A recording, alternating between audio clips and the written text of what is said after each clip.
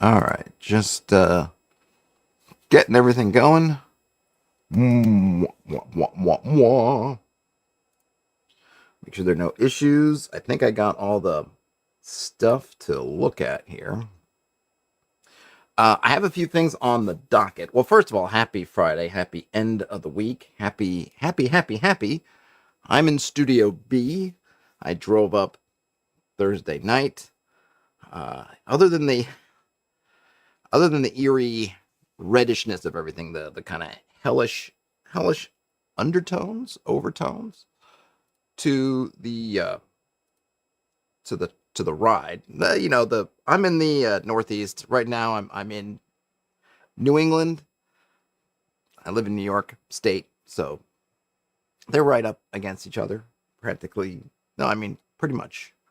Not even pretty much. They are. You literally can cross over from New York to either Connecticut or Massachusetts. Maybe I don't know if you can get through Rhode Island. Hey, Ian. Anyway, we've got we this should be something that somebody should do. I feel like someone's already made charity bundles for the forest fires and the wildfires and things.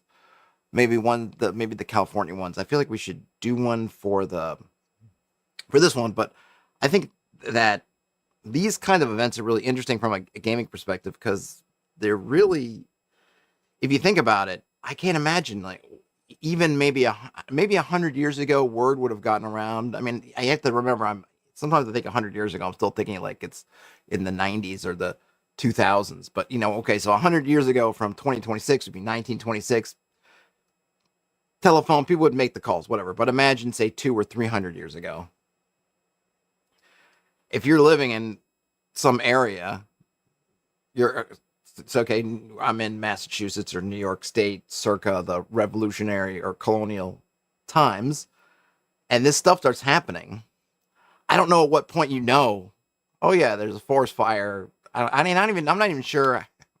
I've been so busy that the news and things other than happening is I think it's in the west coast of Canada, right? Someone can correct me if it's somewhere else. This thing is far away. I mean, it's like when Krakatoa or something that erupts and you're feeling its effects from a huge distance away, and at that distance you don't know what the heck's happened, just that's happened. And so here you have all these people. Imagine that you're smelling. I mean, when I left New York on Thursday, I kind of hadn't been out of the house on Wednesday. On Wednesday, Tuesday night, I went to the game. Wednesday, I was just kind of hanging out all day at home, working, and then just being at home. And then Thursday evening, when I go out and I'm packing the car for this drive, and I can just smell like there's a fire, but obviously there's no fire anywhere nearby. But the whole atmosphere is reddish, and the sun is like this red orb. And I just think, not to make light of the real suffering that's happening. That's why I say it would be great if there was a kind of a charity bundle. But like, what an interesting thing to have as a phenomenon in a game. Because one, in a fantasy game, it could be for a million different reasons, and two, how do different things react to this? It's kind of like when people hear about the comet, and people are just kind of going crazy, and all this kind of apocalyptic stuff become a comet, and that's just a comet. I mean, imagine this, where it's some large area, certainly given how far and wide the effects of this are, easily the kind of playable areas of a lot of campaigns, certainly the kind of campaigns I run. The skies are all of a sudden brown, and the very air is brown, and the sun is red, and there's a smell of like a smoke kind of smell, burning smell, but yet you see no fires, but the sun almost looks like it's gone into a new type of fire. And like what and of course then you can think about not only how does everybody and everything react to it, but then if it isn't just a natural phenomenon like a forest fire, does it do things? Does it cause? I mean, it could be a whole campaign setup of what's happening with the red sun, and why is it causing monsters and all kinds of things to happen. I was just making me think like it seemed like some pretty neat ideas. And granted, it's not like it's dissimilar from lots of other ideas like comets or other things, but I don't know. It's in the news. I feel like you can really something. I think as a creator, as a writer, you're living it. So I think you can put it into words and the descriptions in ways that are maybe more interesting than if it was just a hypothetical, just dreaming up because you'd never heard of such a thing before. But that's the aside. What you're looking at the big window here, I saw this pop up the other day, and I thought it was pretty cool. So I thought we could look at the article and then look at the adventure, and then on the I guess Necrotic Gnome website there was a their free RPG QuickStart for Dolmenwood is up for download. You can just go and download it. I think you do have to create an account, which I didn't have an account on there before, so I created one. I've downloaded it. So I thought after we maybe look at this 13th Age stuff, maybe we could look at that Dolmenwood Quick Start. I was able to get a bundle of free RPG Day stuff, but that was not in my bundle, so I was happy that they put it up to download. And it's free. They don't ask for anything. I mean, other than your email to get in the store or whatever. I don't know if they've put it on places like Drive-Thru, but it's on the Necrotic Gnome website. So those are the kind of the things I have lined up for now. And of course, apart from that, I'm here for you. So hopefully folks give me ideas, or as you probably can't. No, I think I cut it off in this video, but I do have Reddit for kind of roundup, sort of just whatever's going on in Reddit purposes. But let's start off with this thing. So this was posted on June 4th, so I missed it by a bit, but it only caught up to me earlier in the week. So this is from the Pelgrane Press. Here, let me put a link in the chat. I can see where I can do that. So depending on, because I'm streaming across multiple platforms. So if you don't see it, go to pelgranepress.com, and then you should be able to find it. I don't know if they've got anything more recent, but all right, there goes that. But it's called 13th Age Freeform Adventures Up. So that's what caught my eye. Oh, Freeform. Ooh, 13th Age. Ooh, up. So let's see what they have to say. This is posted by Rob Heinsu. The new 2-hour Freeform adventure is now available on the 13th Age resources page. And by the way, just this one, you just click on it and the PDF opens. You don't even have to log in anywhere. They take it from that link. So that even easier to get to than the Dolmenwood Quick Start. It's got jam advice, 5 sets of monster stats that can be repurposed as needed, and a selection of magic items that keep things simple for new players. The goal of the freeform adventure is to let players make up fun uniques and backgrounds, and then weave a quick story and battle around the player's ideas. The demos for second level characters instead of first level to help new players feel comfortable inventing interesting backgrounds for heroes who have already lived a little. The adventure also introduces our new approach to presenting monster stats, using descriptors beside each defense and the hit points to give the GM more to work with when describing the action. Here's an example of the stats and descriptors for a strange little messenger demon that doesn't really want to fight. And this, again, I kind of looked at this earlier. I confess I saw this and I thought, oh, this is really good. So for this messenger demon, it's got, next to its armor class, it's got the numbers, and then it also says magically warded. And then again, I think it's called PD? I think it's physical defense. It says busy starting its wings. Magical defense. I don't know if it's I can't remember. It's mental or magical defense. Has a weird brain. And next is hit points determined to flee. So I guess I really like this format, right? Because it's got these 1, 2, 3, 4 stats. So you can have 4 different elements, but it's not too many. It's not too few. I think the way that they're at least designed is kind of an inspirational haiku almost. I know it's not the haiku format, but it's really, you're keeping it short. You're keeping it, you want to be big on the idea. You're not trying to write out any sentences at all about it. Just some quick things. Hey, it's magically warded. It's starting its wings. It has a weird brain and it's determined to flee. Boom, right? Does that give you an image in your head of this thing? Then great. If you're creating these for yourself, I can see these being really useful without being something that's going to take up a bunch of time. I mean, you might spend time thinking about it, but you don't have to worry about, I got to write this up. No, you just, boom, put it out there. So they have another example. Another form of insect warrior that Jonathan used to sell me on the idea when he was running a bizarre living dungeon as part of our playtesting. All right, so I'm going to skip the stats. So here is the kind of the little tone poem of this thing. Spiny shells, shifty moves, strangely fragile, alien mind, loose limbs or fall apart. Loses limbs. Loose limbs. It might have loose limbs. Loses limbs or falls apart. So we get some different things with this one. And I think these things, really, I think the idea here is just And I think you could use this for any kind of system. You could clearly use this for a D&D type system if you have your 6 attributes. You could write something. I think it's freeing. Each thing doesn't necessarily, I guess maybe it has to do with which attributes next to, maybe. I mean, both things for armor class. For the second thing has spiny shell, shifty moves, which is kind of what you're thinking what his armor class is like. And the other one has magically warded, so maybe you can make them go. But for physical defense, I guess they are supporting the matchup, right? Physical defense, strangely fragile for the second one. For the first one, it says busy starting its wings. I'm not sure how that pertains to its defenses, but I think you could probably be kind of flexible with that. But I just like this kind of, it just paints this kind of nice picture for you in a clean, quick way. I think it lets you as a GM put a lot of your imagination in there while giving you something. So I guess what I'm saying with this is what I find, it's not bad, right? It's good. Like, you get this whole description of what a monster's looking like, which tells you, okay, this, and this. But they can be difficult to write. They can be, you could definitely find yourself in trouble if you use the wrong words, put the wrong things. You can paint the wrong kind of picture in some people's minds. That can be an issue depending on what you're working on. If there's some sensitivity around it, that can be difficult. Just coming up with the words themselves can be difficult. But here, you can, it's kind of like a lot of other techniques in which you as the creator are saying to the GM, I'm going to give you some, and then you're going to fill the rest of it, right? I'm going to give you this kind of outline, the scaffolding, and then you can kind of fill it in. And I think this is in a great way. So what I think is cool about this is 2 different GMs versions of that messenger demon are going to be different. Because, okay, they've got some kind of weird brain, but what's that going to mean to one person versus another person? It's probably could be really different.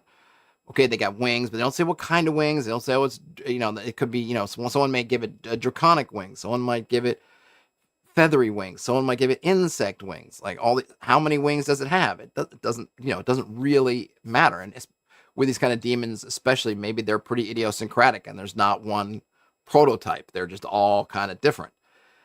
Same thing with this other creature, which it's some kind of insect. We know it's got a spiny shell, but what does that look like, right? Okay, it's shifty. What does that look like? It's strangely fragile, right? It's got this spiny shell, but yet okay, what is that? I really dig it. I thought this was really cool, and so I wanted to share it. And I think it's something you could use whether you're really playing 13th Age or not.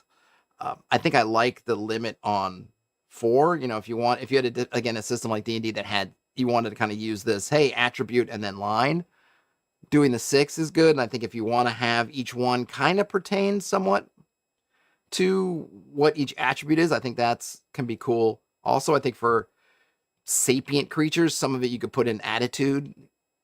You could do some, I think you could do some interesting things. I mean, you could even put some equipment. If this thing says AC and then has its shell, you could easily have, for some kind of fighter type or warrior, you could say splint mail shield.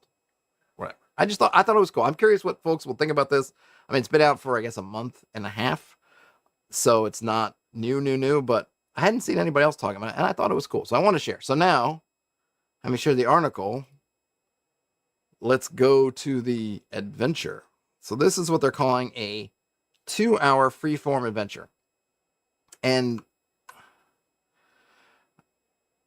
the freeform part got me curious as well. And let me stop to take a sip of, this is what, Waterloo Blackberry Lemonade for the working man. I don't know if people get what the deal is with people in kind of freeform.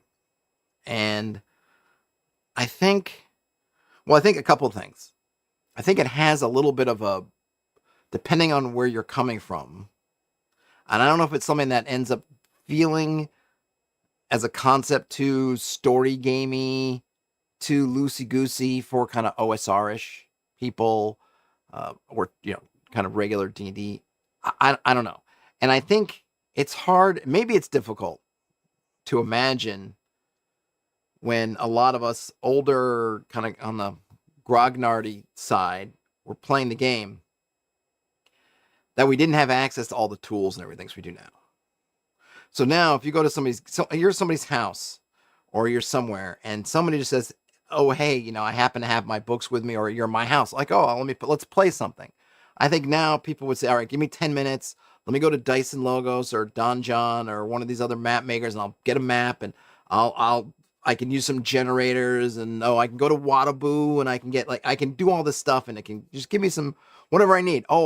Even if it's not one of those, we need a house, a map of, I don't know, a Victorian mansion. All right, let me go to Google Images or Bing or whatever your search engine of choice and put that in there, or go to one of these mapping archives that's got everything under the sun, and okay, great, good, and I'm going to use the calculators and I'll do the stuff, right? Okay, yeah, we can do that now.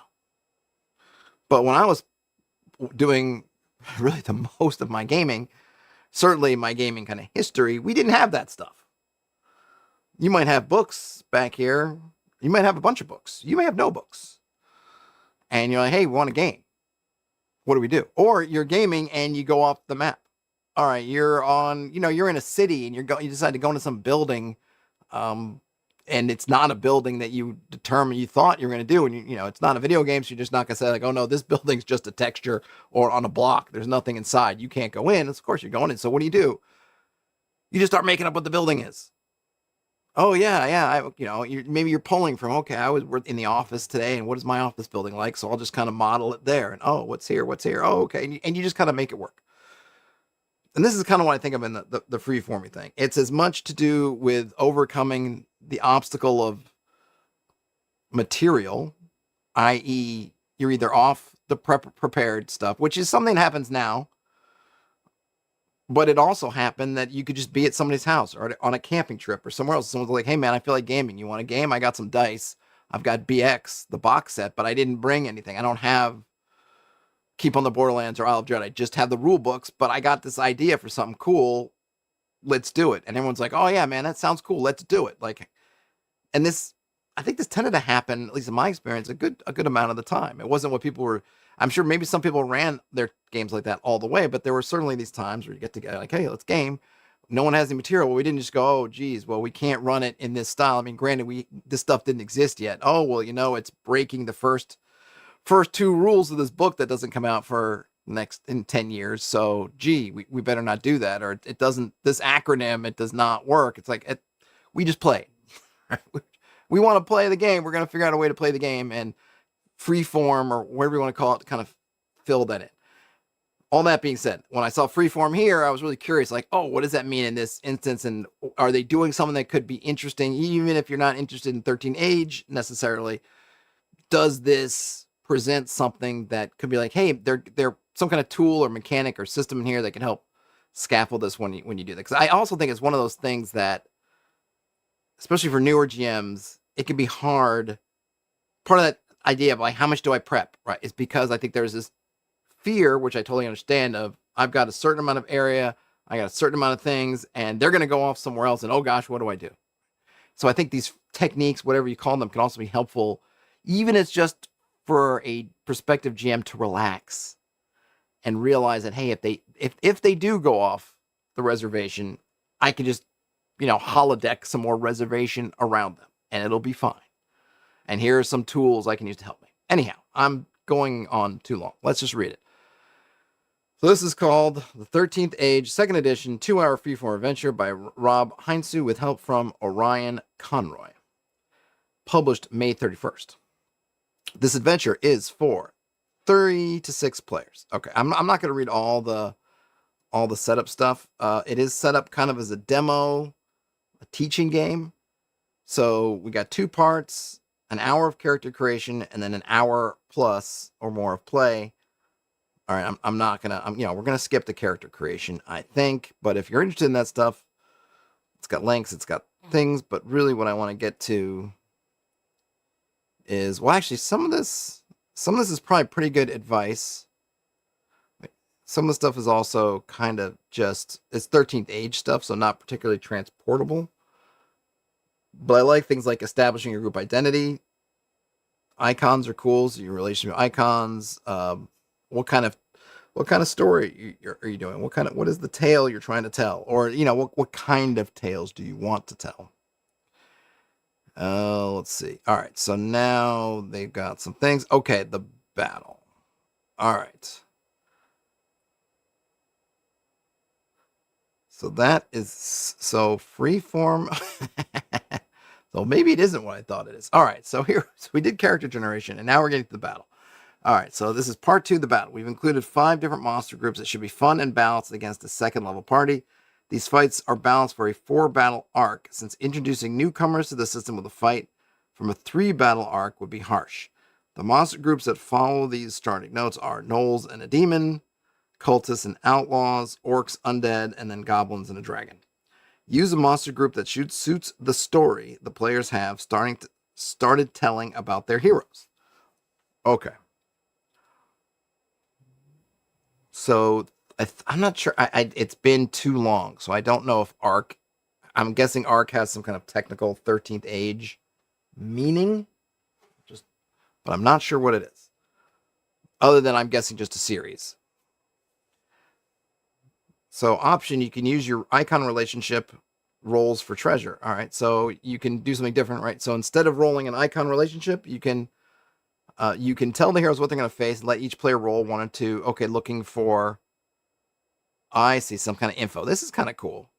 I'm not sure why I'd even have them roll. Sometimes I feel like we embed too much randomness where we really don't need it. So for example, here, the rolling essentially, they're saying, hey, instead of rolling for this icon, it's kind of this relationship with sort of a greater power kind of thing, almost like a divine relationship. Like you have this, I guess they are kind of divinities, and it's like, hey, you have this relationship with divinity, which is very cool. So they're saying instead of doing that, you can roll, and you just want to roll 5s or 6s, and then if you get a 5 or 6, you get a flashback where something kind of iconish or somebody who works for the icon, whatever, gives you some kind of info, or you get a magic item or something. So you're fighting goblins and the dragon. You get a little flashback where you get like an, I don't know, anti-goblin bomb or some kind of a spear of +1 versus dragons. Maybe some information about the dragon, so on and so forth. But my feeling would be just give everybody one. And the reason is that some people are going to get lucky and get 2. And then at that same table, maybe one person will get 2 and everyone else will get none. And, they always talk about these things with players like you hear this about like, well, that doesn't feel good, right? Missing in combat doesn't feel good. Having to wait between turns doesn't feel good. And I oftentimes I disagree somewhat with that. Not that I think that they do feel good, but I think sometimes it's okay to miss. I do think it's okay sometimes to miss. I think it's okay. I think it's worse, and maybe it reaches a point where you don't want to do it when you're the time between attempts is really long. If it's quick, I don't think it's a big deal. Okay. But here's something where you're getting something, you're playing this demo, you're playing this kind of demonstration, you're in here, and someone gets lucky and gets 2 things, and then you and maybe a few people get none, and just like that, to me, doesn't feel good. It's like, and I'm like, why not just even out? Instead of giving one person, instead of giving the chance to have 2, just have everybody get 1. So everybody feels good. Everybody can have something different. Everybody can feel like they contributed to the cause. I don't know. Maybe I'm crazy. John Miller wants to know, so is this trying to provide an alternate to linear or railroad scenarios? I'm not sure. That's kind of was my original thought, but I'm not sure because you're going to get a battle, multiple battles, but the players are going to have a chance to pick. Did it say to pick or... So I think what's supposed to happen here, if I'm understanding the flow, the characters are going to build they're going to spend the first bit building their characters. Then they're going to come up with a story about themselves, who they are. Are they the A-team? Are they the Fellowship of the Ring? Are they whatever? And then from that, I'm guessing the GM, maybe in the characters, maybe the players also, because part of that, who they are, might have to do like, hey, I'm just going to use kind of a Fellowship of the Ring example. Like they want to play like the 3 hunters kind of thing, right? And it's, oh yeah, a couple of our compatriots were captured by orcs, and we came together to, this could not stand, so we came together to rescue them. And you go, okay, great. So now I'm going to use, so that'll be the opponent for the night will be orcs. I think that's kind of how it's supposed to go. So it's supposed to kind of emerge organically from these choices you're making. And this particular packet, this PDF, comes with a couple of arcs featuring these creatures. So if you're just going by this document, you would hear the story, and maybe you might interject, oh, what if it's gnolls? And what if those gnolls have trying to summon a demon or something, right? And you kind of do that. So I think that's kind of how it's supposed to work. John says, if so, a simpler way to avoid a railroad is just to construct an open-ended scenario, such as location to explore or social network to interact with. I mean, yes. So keep in mind, John, this is not just this is written, I think, for new folks, both on the GM side and on the player side. So sure, you can have something like that. But I don't think it's a bad idea to have some structure. I think even if you're doing if I'm just getting together with some of my friends, we've been gaming forever, and someone throws a scenario in front of us, we'll get together and say, all right, well, what are we here for? We'll kind of hash something out. Okay, we're prospectors, and we were trying. Okay, great, let's go. If you're new, a lot of this stuff doesn't always occur, and sometimes it can be confusing depending on how you started it off and all these different factors of what is the thing we're supposed to be doing. And I've seen this even with playing amongst gamers at cons. I've seen this happen where there's a scenario that starts and people just kind of start fiddle-faddling around. Like, oh, we're in a tavern. And, I remember, I've told the story before. First time I met Daniel, aka Bandit's Keep, I played in one of his games at a con. And we woke up in some weird plane, but we're in a tavern. And it's clear that we're in some weird space. And not only in some weird space, weird stuff is happening outside. And I was playing a bunch of people who were all at least in their 30s, older. I wasn't the oldest one, pretty sure. And I'm watching these people, and can I pick up the chairs? Let me talk to the barmaid. Anyone? I want to start gambling. And I'm looking around, going, clearly the idea is we're supposed to go outside, but no one's going outside. And at one point, I think I sat there for a minute, and I'm going outside to see what's actually happening, and then that kind of galvanized, and that hit me going outside. And I'm not trying to take over much credit for it. Anybody could have done it. It just happened to be me in this input. In this instance, went outside, which then triggered more information, which then, we are supposed to go outside. And everyone kind of wandered outside. So the story is to present that, yes, you could do these things like, it's an open-ended scenario, and it's a location. But some people need some help. And it's going to depend a lot on the groups, it's going to depend on the people, it's going to depend on the circumstances. Even people, I bet you all those people I was at that table with have been gaming for 20 years minimum. And still, they were just kind of doing this kind of goofy stuff. John Miller says, it's an interesting concept, but I do think it might be simpler to just create a simple starting location with a few factions with different goals. And it starts with the factions already doing stuff. I mean, I think, again, your experience level, but also this is like a one shot. Imagine you have 3 hours. You got 3 hours to do a thing. You're at a gaming shop. You printed this out on your way there, wherever you've got this, you're running it. You got 3 hours. Having some, that's great, but you got 3 hours. And again, experience levels. People are new. They're just making their characters for the first time. You might be doing this for the first or second time. So sure, set up some factions, have them doing stuff, but still, like putting some, if you want to call them guardrails, a little bit of structure, whatever. Put some chain link fences along the side. Sure, they can climb over them, but it's gonna kind of make that all that can help. I've run open-ended adventures at cons, but I still give folks like they have something to do. And the fact that when I was running the adventure I'm working on now, and I play tested it last week, as one, and these were players who were very experienced. The first thing they said to me is, "Hey, is there do we have a purpose coming here? Like, do we have kind of orders?" Because I think it's helpful, right? So all the stuff you're saying is good, but I think you got to keep in mind what you're doing. Who the audience is for this, who the audience is for what you're doing, and help out. So in any case, you've gone through character creation. You've come up with some kind of backstory about your group, which I think is cool. You've decided, players too, like, hey, this is what we want to do. Oh, and hey, Croco says, nobody ever wants to go outside. That's true.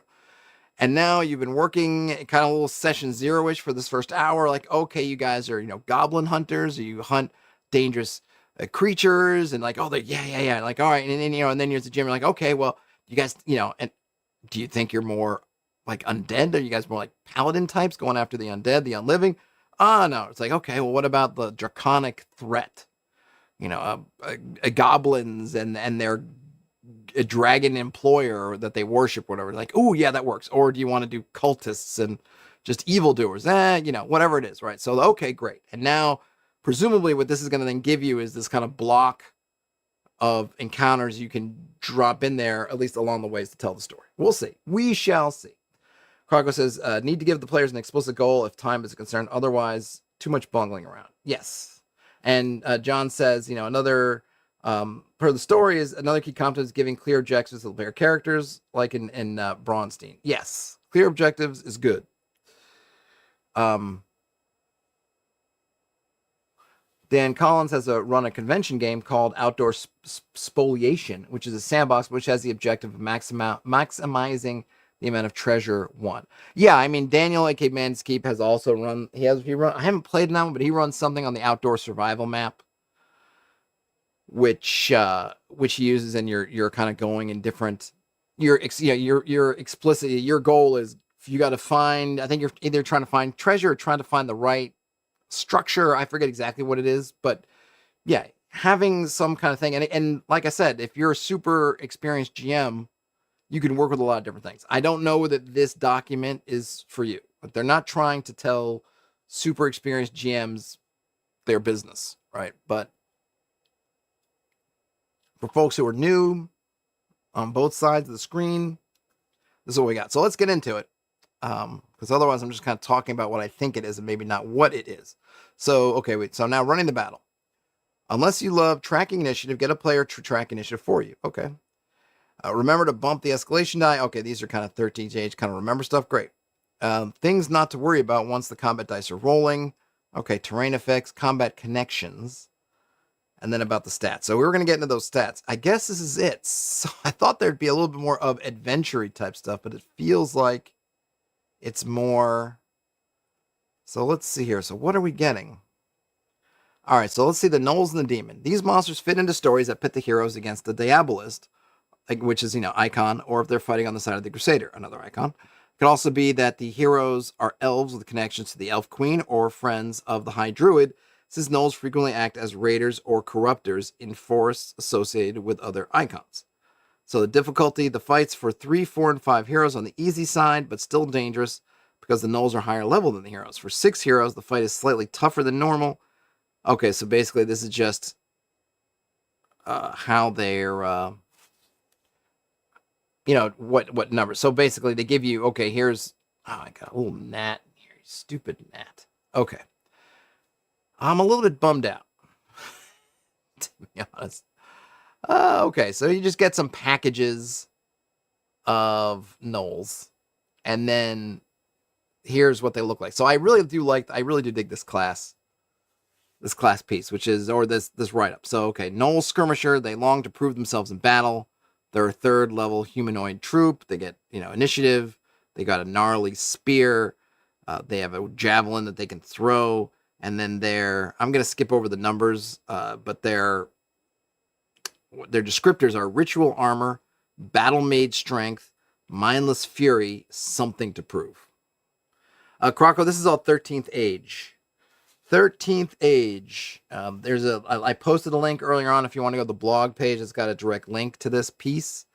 13th age. Okay. So I really do like those descriptions, but I'm kind of bummed out that because I was thinking they might give you some, as I feel like they're just saying like, oh yeah, like this little background, like, oh, maybe they're going against these icons, whatever. But it was like, I don't know, like, I kind of wish, again, yeah, okay, so you have to keep in mind, right? I don't want to get too like crazy on it because it's a free thing they put out. I'm sure they didn't spend a ton of time on this element.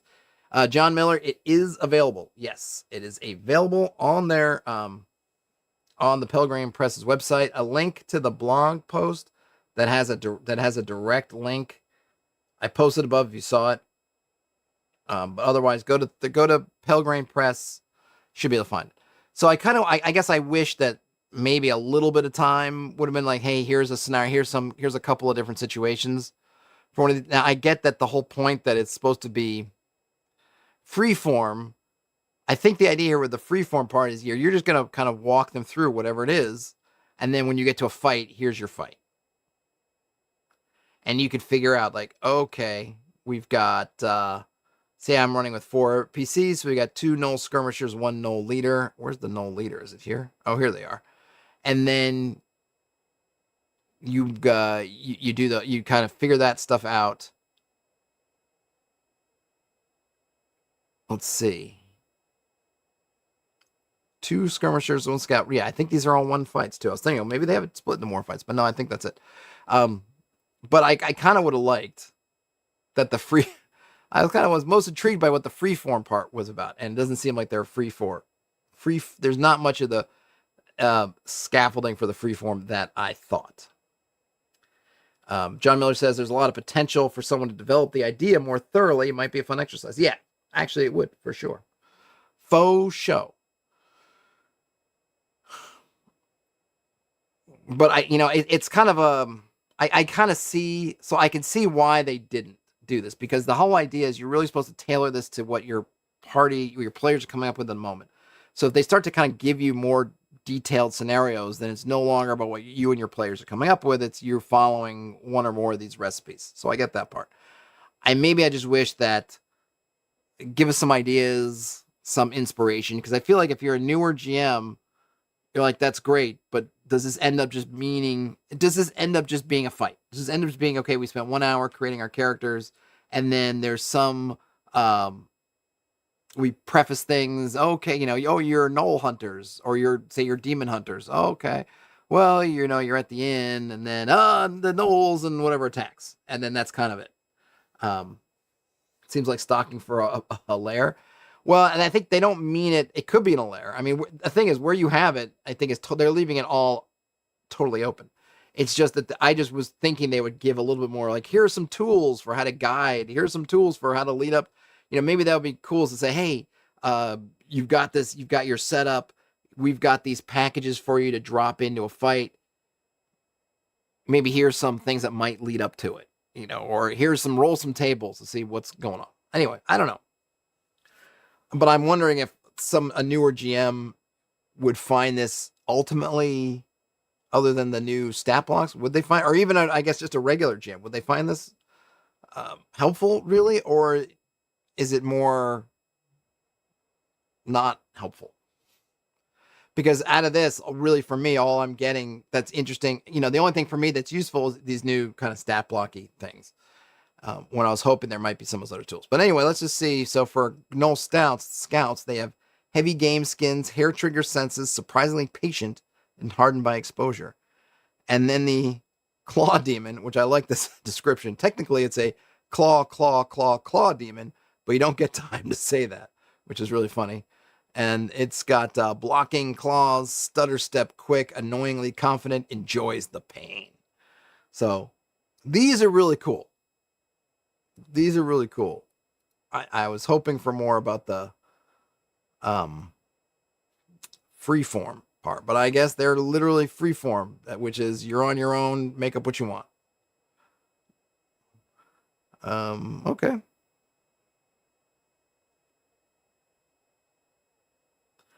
So John Miller says that the author, Rob Heinz, who cut his teeth designing for 3rd and 4th edition D&D, I think some of his assumptions about adventure design from that era might be showing here. Yeah, it might be. Because, this really does feel like, here, go fight some stuff. And, to your point earlier, having these be in the mix, but maybe have some other elements going on might be fun. And again, if you're an experienced GM, potentially experienced players, you were likely to maybe invent those yourself. Like, oh, maybe you could, maybe there's some way to exorcise or banish the demon without having to fight it directly. Or, your players might come out with that. Like, oh, is there a church nearby? Oh, yeah, can we go see? Whatever. Other folks just might be like, okay, I guess we're just fighting them, But I do really like this thing. So let me just find out. So we got the Death Cult Neophyte, and they're descriptors are skulls, trinkets, erratic moves, clumsy and committed, whispers are too loud, already dying. Which is weird because their hit points are the same as the demons, but maybe their armor class is lower. And this corrupt warrior, big shield, boots too heavy, deluded confidence, fanatic. Oh, the orcs. So an orc rager, just too scary. Shirtless intimidation, festering biceps. That's an interesting image. Committed but careless, unfeeling. Wait, does someone else have committed but... Oh, they had deluded confidence. They have clumsy and committed. Okay, and then... Anything else interesting? Orc Blood Shrieker says the Orc Lord may be dead, but the spirit of wanton slaughter lives on in the power of the Blood Shriekers. And there's her covered face, uncertain moves, fragile frame, bloated ribs, voices too loud, never shrieks in pain. What is this with the voices too loud? There's kind of a formula there, which I feel like you see committed twice. They had whispers are too loud, which I wasn't sure. It seemed kind of cool. I wasn't sure what that meant. They were whispering too loud or that they were hearing whispers are too loud. Either one would be interesting. But then you see voices too loud. Even if you want to say the same thing, just go to the dictionary and find some. I feel like in a demo doc where you're not doing 100 of these, you're just doing a few. It feels a little bit like, and again, I don't want to really fault it because it's a free thing. They're saying, hey, check it out. So, but just, can we get some other words for too loud or committed? Orc warriors. Okay, here we go. Undead, the decayed white. Will not dodge, detached from this world, ancient mind, parts flaking off. Those are cool. Skeleton archer, open frame, suggestions of sinew. That's cool too. Unthinking, never gives up. Yeah, see, those are good. Oh, and then a ghoul. Unnatural speed, quick but careless, wandering mind, nerves also dead. So yeah, those are really neat. I just wish there was just a bit more. And then for the dragon, let's see. Final one. Dragon scales, whip quick, cowardly, frigid flesh. See, those are nice. Those are nice. Oh, we do have a goblin. Oh, I guess I'll read the goblin sorcerer. Rough cloth, stolen luck, seen too much, necrotic tissue. Stolen luck is a great turn, and I like necrotic tissue. John says, there should be tables for random terrain, locations, factions, and goals, lots of potential to improve on the concept. Yes, though those, I think the difficulty here is, and maybe it's just, maybe this concept is not right for a first-time GM. Or I don't even know if, I'm assuming this is for at least, let me see, what does it actually say? Who this is for? Okay, so they say aimed at GMs who are familiar with second edition. So, okay, so maybe I'm wrong. Okay, I guess maybe I'm wrong. So I think it's for new players, not necessarily new GMs. Okay, so that changes things a little bit. So I think in this case, John, and I apologize, this is my misreading, my misunderstanding. It's not new GMs, but new players. So given that it's for experienced GMs, maybe they feel like in terms of this article, they're comfortable saying, hey, Freeform, just go, and here's some combats you can use. I agree if it's for, so I agree. So John said, I think maybe I didn't read his comment, but he said, there should be tables for random terrain, locations, factions, and goals. Oh yeah, I think I did read that. So those tables, if given that I misunderstood this for experienced GMs, I would say, yes, give us some tables. Give us some tables so we can roll on. But at least, okay, that makes that part a little bit more understandable. Though the only thing I think is funny is,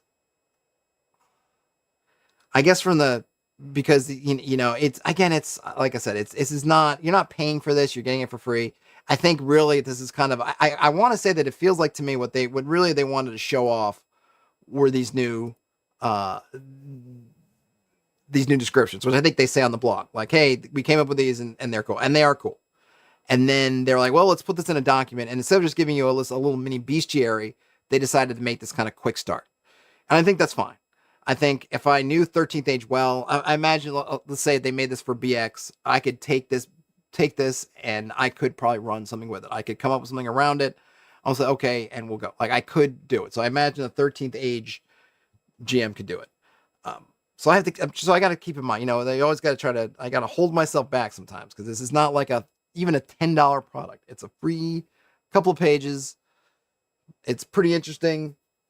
it does make me want more. Maybe they will come up with something bigger, because I like the idea of these quick starts. We're going to look at the Dolmenwood quick start, and we can see how they do. I really like these things. But you just always look at, oh, what do they do? So I think really, so John asked, like, what is the goal of this document? I think there's the goal. They say it in the blog article, but really I think the goal is to give you this kind of, give you some beasties, give you some beasts that are set up, some enemy groups that are set up in this new mode. I think this is a new formatting that they're using, and they're kind of putting it in a quick start. And I think it succeeds on showing off the descriptors and stuff. I would say as a quick start, it leaves something to be desired, because if you're super experienced, then you could probably run with it, but otherwise you probably have to grab some other materials. So, or it's not really a quick start, a free form, right? Free form. But if you're experienced, I think the stuff about the free form probably you don't need, and the stuff that might be helpful, which to John's point was throwing some tables, throwing some other stuff they don't have. So I think ultimately, hey, look at our new stat blocks. But still, it's free. It's fun. You can look at it. I really like those new descriptors. So all good. But yeah, it does make me think like, oh, what could you do? Again, to John's point, what could you do this concept to kind of flesh it out a bit more? But, I think one of the problems is, well, who is your audience for this? Who's your audience for this stuff? I think for them, for this, it's really some GMs to show off, probably like a little bit of a preview. In other words, for probably something they're doing for whatever new monster books or core books they're doing. And this is kind of like, hey, this is kind of a preview of that, but we're putting it in something that you can use today. So that's cool. All right. On to Dolmenwood. So now I have not read Dolmenwood. I read through the preview, or was it during the Kickstarter? I think they had some kind of doc. I looked at that. It looked really cool. I haven't read the full thing, so I'm not overly familiar. I'm very underly familiar. This is a quick start. So the other one was kind of this, hey, freeform guide kind of thing. This is a quick start. This was their free RPG day offering. If you were lucky and you went to your local gaming store and you got it, great. I was lucky to go to my local gaming store. I did not get that, so I'm happy to get it now. It is free. You do have to go to Necrotic Gnome and I think log in to check out. So you're giving them your email in exchange, but you can grab it for nothing. I'm going to switch this from book mode to single page mode just because it's a little bit easier to zoom in. So I'm going to do that. This is called The Weaver and the Redcaps. I'm trying to make this big. All right, so here we get a nice map of an area. I think some of these names look familiar, so I'm guessing that these are areas in Dolmenwood. It's not a whole new area, right? Because Dolmenwood is a place, right? It is just a specific place. So we have Colstoke Keep in the northwest, Notting Castle in the southwest, High Hankel in the south, Lankshorn in the east, also Castle Everdusk kind of in the central west, and finally in the northeast, Red Wraith Manor, and then some other things that are cut off. But so we have basically a general adventuring area. This is commonly known, and the the map is titled Commonly Known Locations in the High Wold, Southwestern Dolmenwood. So that's kind of where we are, generally speaking. And we don't get hexes. And I wonder if that's because, being this is a quick start, I don't know. Someone have to tell me if they recall how many hexes this is. Is each one of these places a hex? I'm not sure. Anyhow, it's a nice map. Good looking map. All right, this is written by Chance Dudenak and Gavin Norman. The adventure designed by Chance Dudenak and Brad Kerr. Editing Noah Green and Gavin Norman. Layout by Gavin Norman. Visual design by Vasily Kalaman and Gavin Norman. Cover art by Fran Morton. Back cover design Chandler Kennedy. Art by Aaron Howdle, Fran Morton, Letty Wilson. The player map was by Jonathan Newell and colored by Zach Callis. We have an adventure map or maps by Glenn Seal. And okay, so we have some other stuff for the logo by Tim Hastings. And then we got a bunch of play testers. Great. Dolmenwood.com. Okay, welcome to Dolmenwood. All right.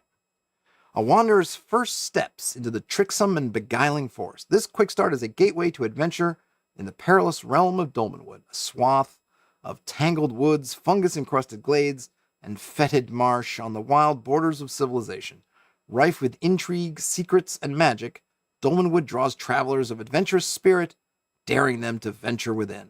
All right, so that's a nice, got a nice intro.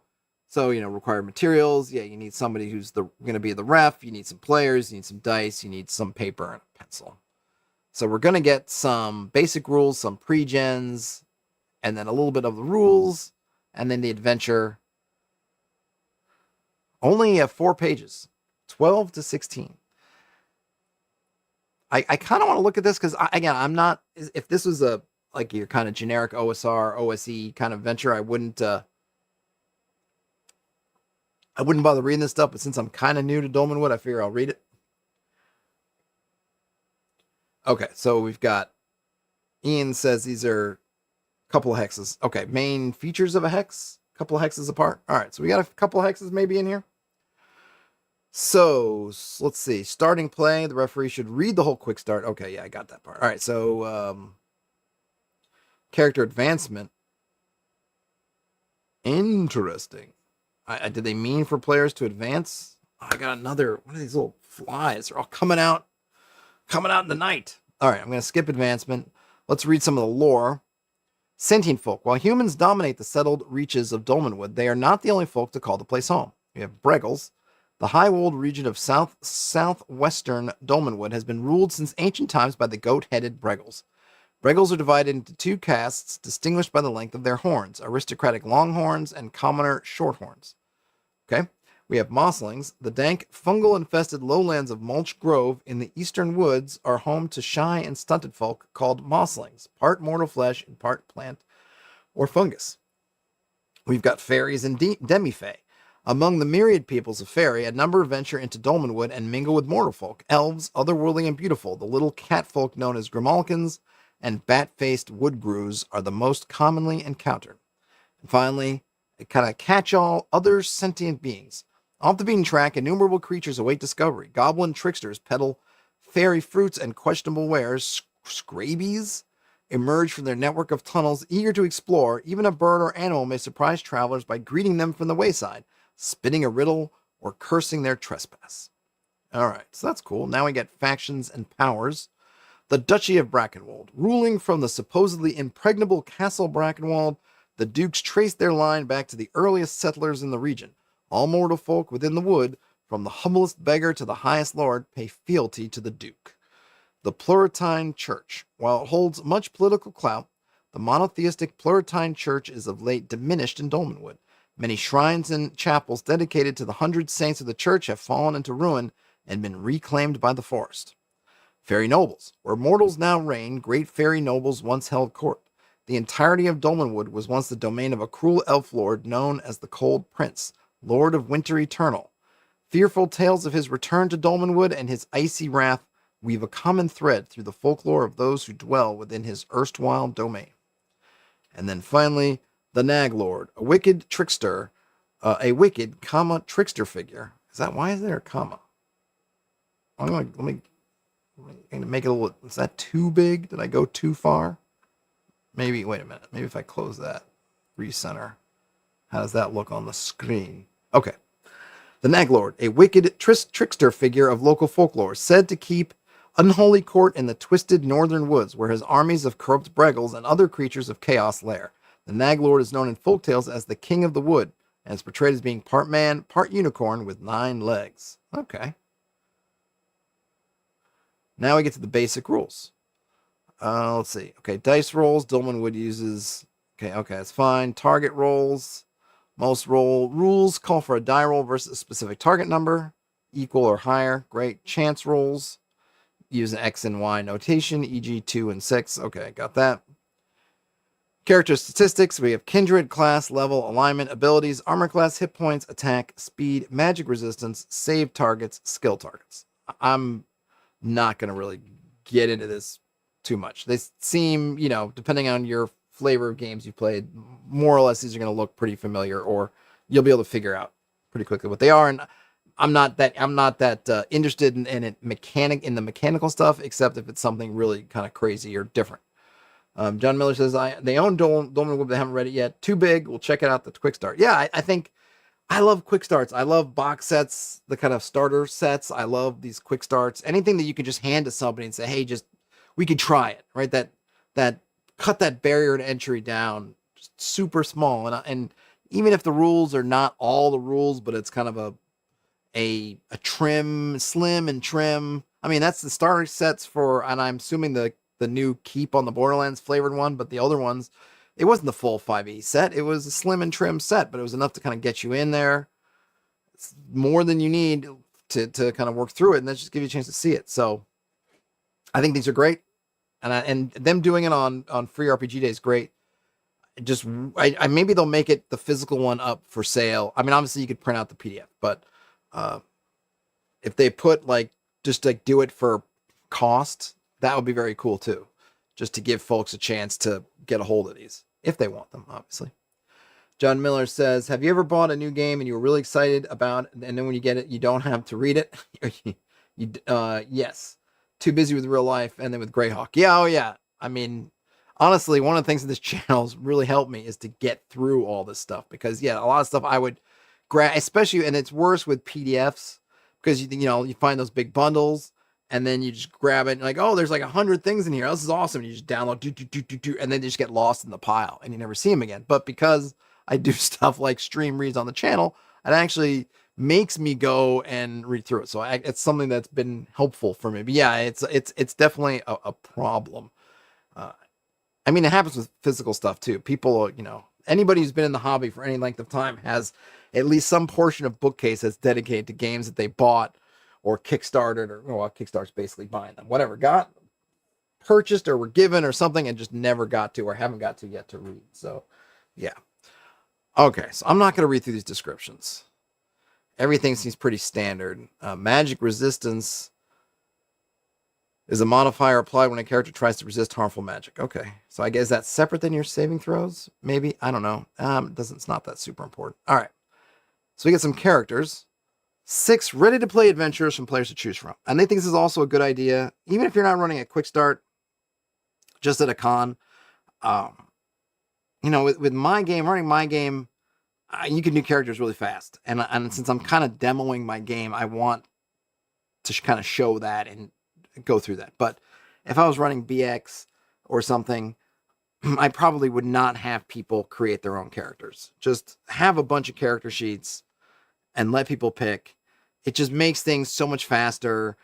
You can kind of craft them to your scenario. So if you're playing a desert campaign, you can have a ranger that's, their favorite terrain is the desert.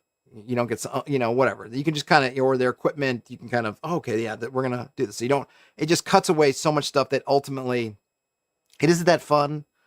And it isn't that, it's more likely to lead to frustration or, miss expectations or mismatched expectations than if you just let people choose from characters that kind of already have a place in the world and whatever. Just easier.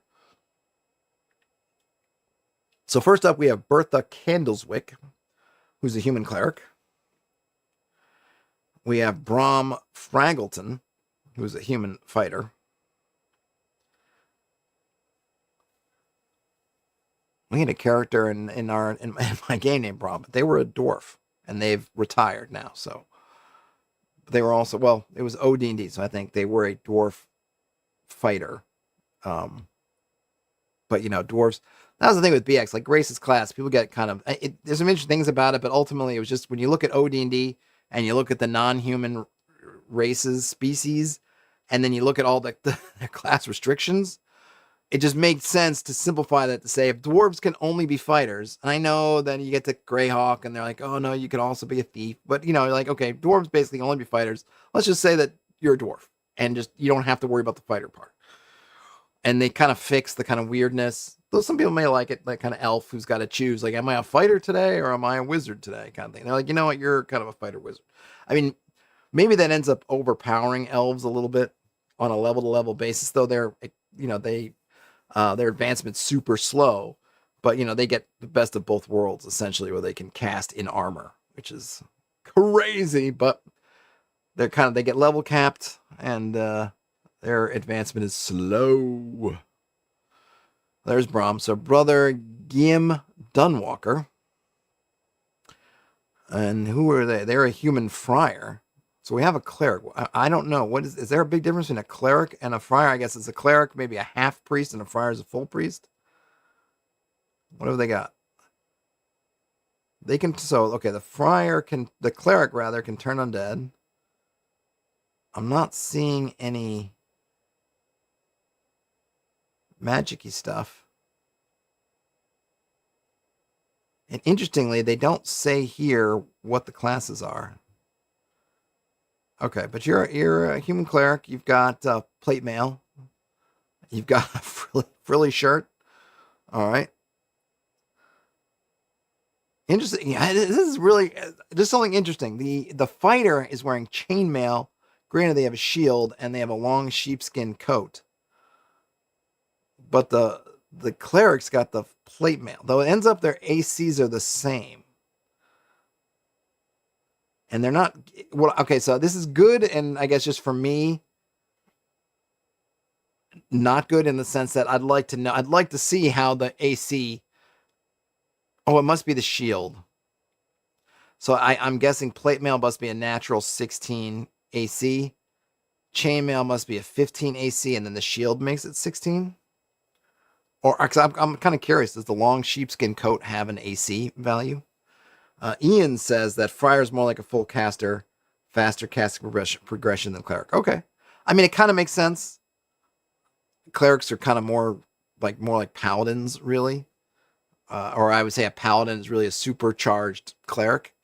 And they're kind of fighter priests as opposed to a pure priest. Ian says it's a shield. Okay. Ian, you're my Dolmenwood corrector, fact checker. Okay. It's the shield.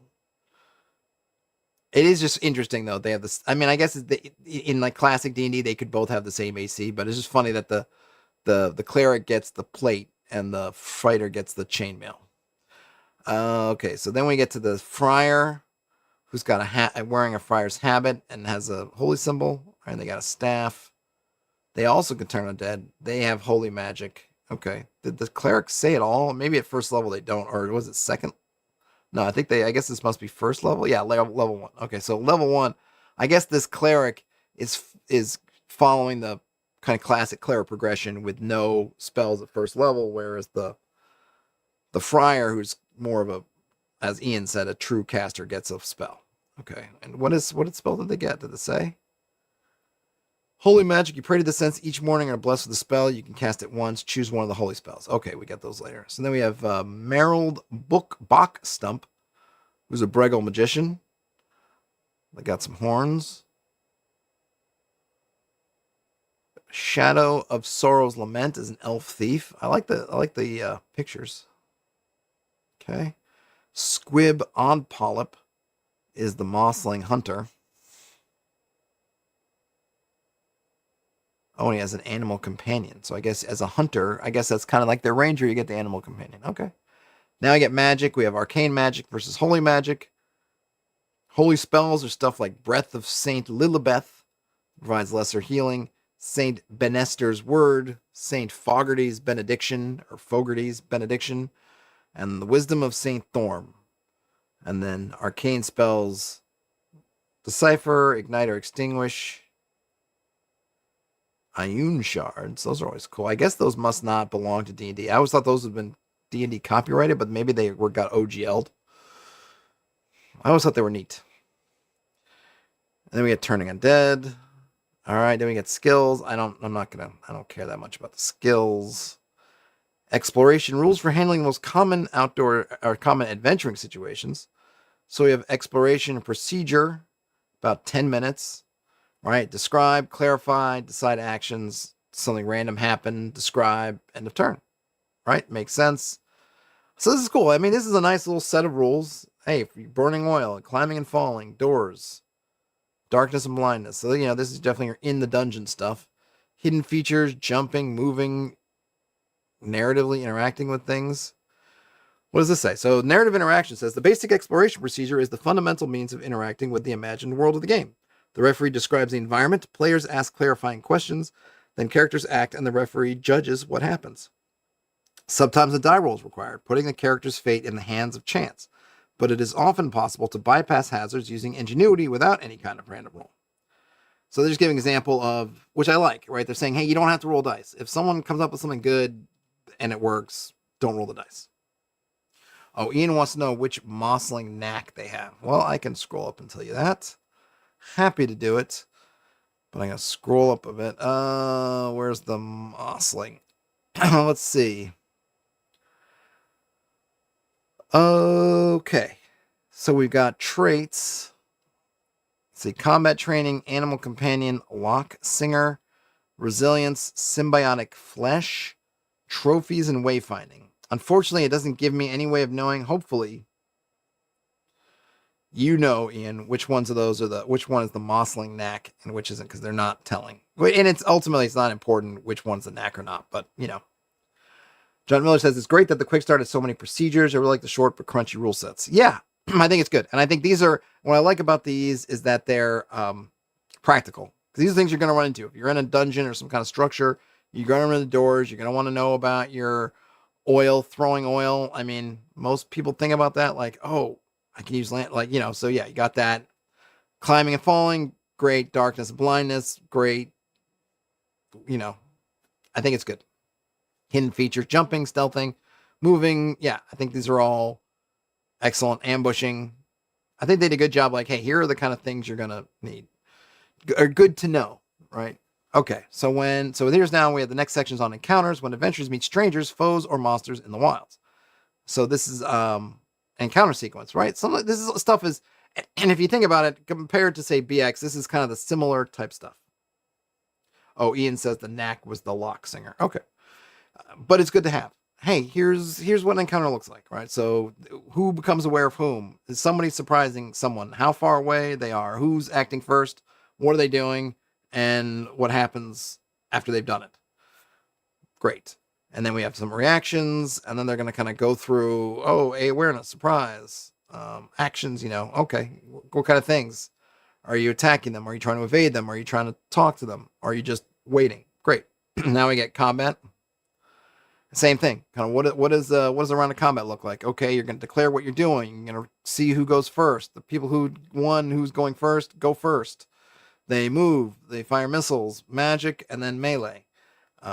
Okay, great. Then the other side does the same, and then you make morale checks, rinse and repeat. And it's pretty much the same as BX, more or less.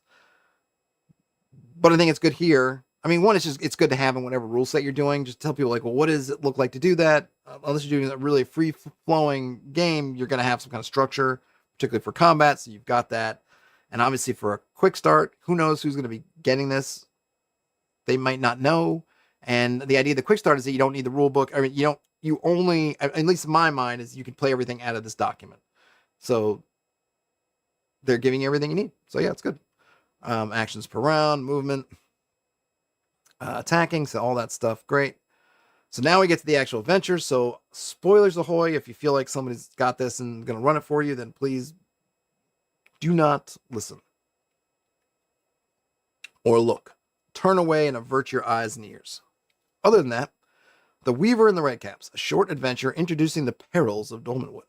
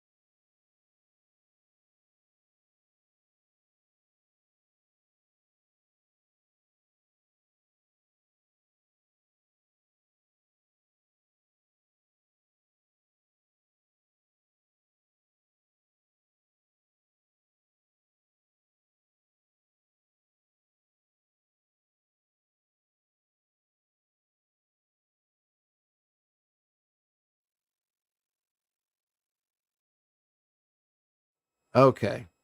I noticed I don't know why I did that. My thing went to sleep. Audio just died. All right. Yep. I lost audio. How much did I lose?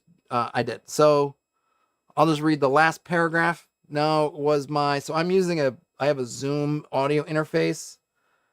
And for whatever reason, every once in a while, it just turns itself off. So I just needed to see that it turned itself off. And I did. And I turned it back on.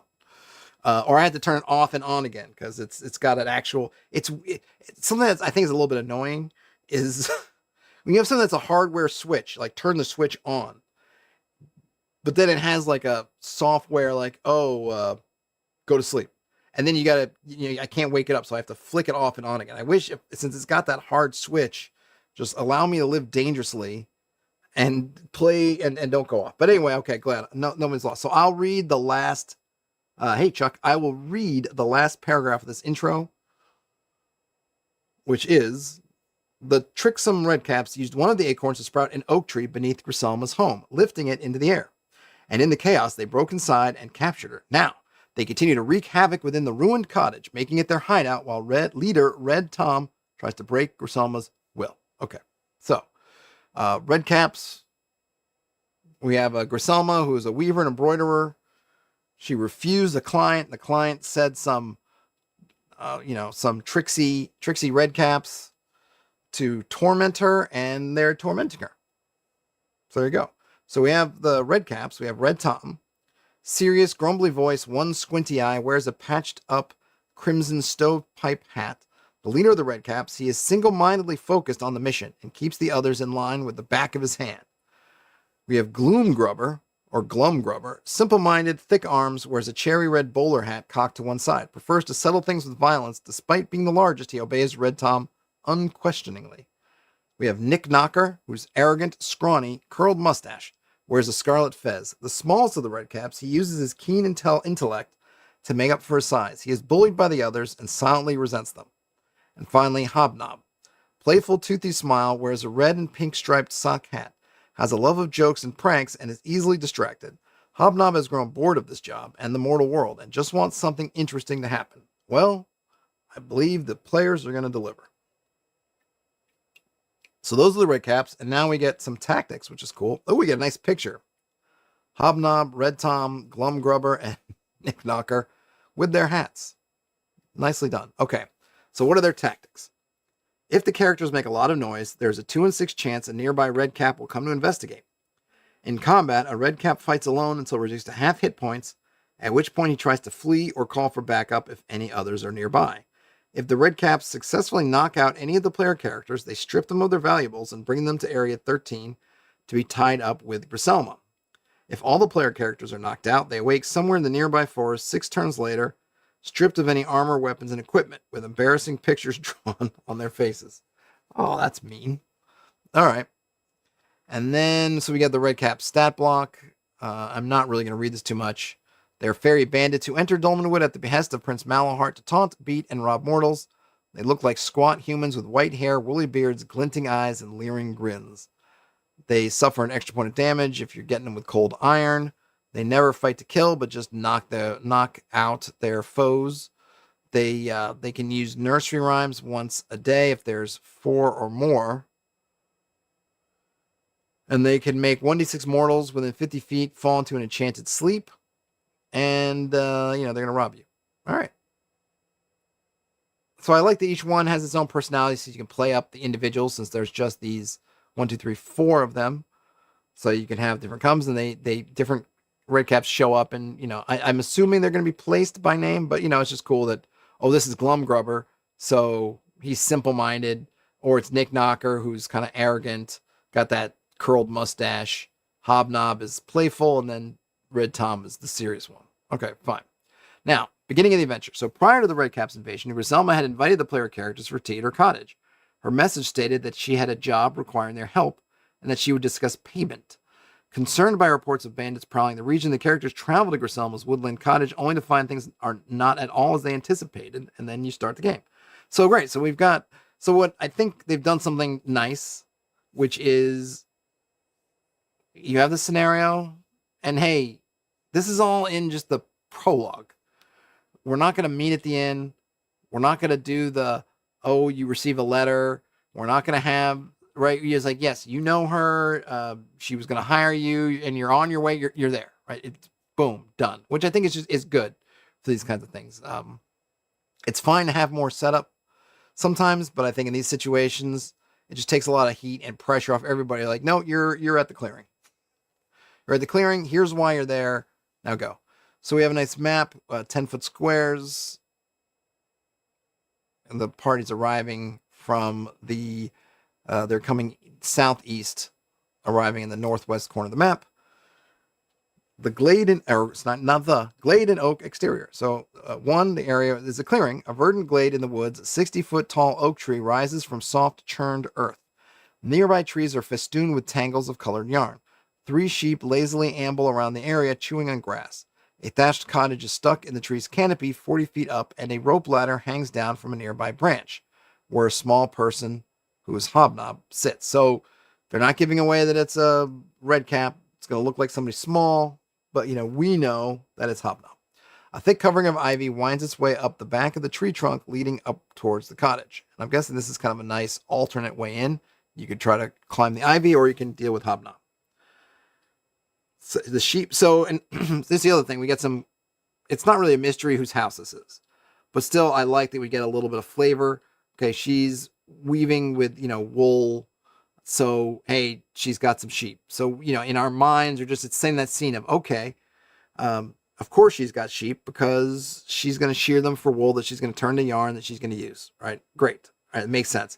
And then for the sheep, as we can get noted here, each has a notched ear and does not shy away of approach. All right. These are domesticated. They're not wild sheep. They're domesticated sheep. They're clearly owned by somebody.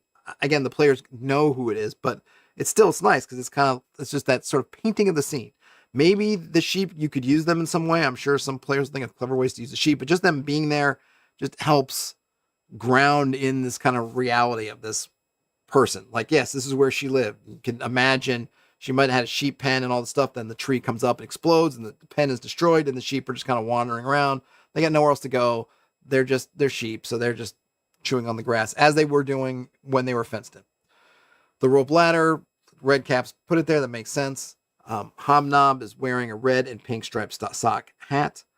He's on lookout duty, but he's distracted. He doesn't notice the party unless they call out to him.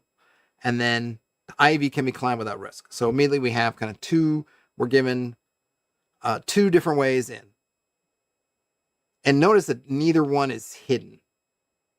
The clearing, which is written in in kind of that box text format, you don't have to read it out loud, but everything is so that you're not, for this quick start, they want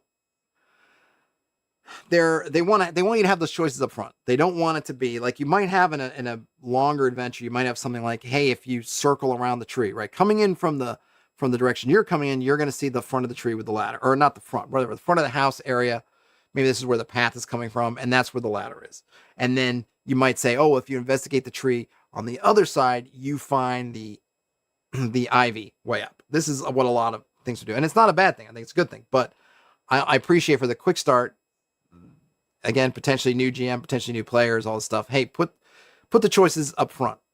And then maybe, having played this, then the next time they see something similar, they can say, oh, when I played this before, there was this other way to go. We didn't have to go in the front door. So maybe, even though they're not stating one in front of me, maybe I want to look around for another way in, kind of thing. John Miller says, this looks like a good free quick starter. Very impressed. Yeah, no, it is. It's nice. Okay. So climbing in the oak. In addition to the obvious routes into the cottage, the rope ladder, and the ivy, characters could climb up the branches to reach some different areas or the cottage's windows and door. In relaxed circumstances, characters can climb the tree without risk. Pressured circumstances require the climb wall skill, but without a roll. Climbing equipment or a dexterity check. If the check fails, the character falls. So basically it's like that, like if you have time, do you have equipment, kind of thing. If you meet one of those, so if you got the skill, you don't need to roll. If you got the equipment, you don't need to roll. But if you don't have one of those 2 things, then make your dex check. We have some notes about combat in the branch, or we have a note about combat in the branches. Combatants hit with a successful attack must save versus hold or fall. Push. Characters can attempt to push others out of the tree.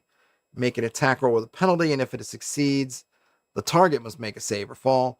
And then if you fall to the ground, just flat 2d6 damage. Now they could have done like, well, it depends on how high up the tree you are. It's like that, just 2d6. It's fine.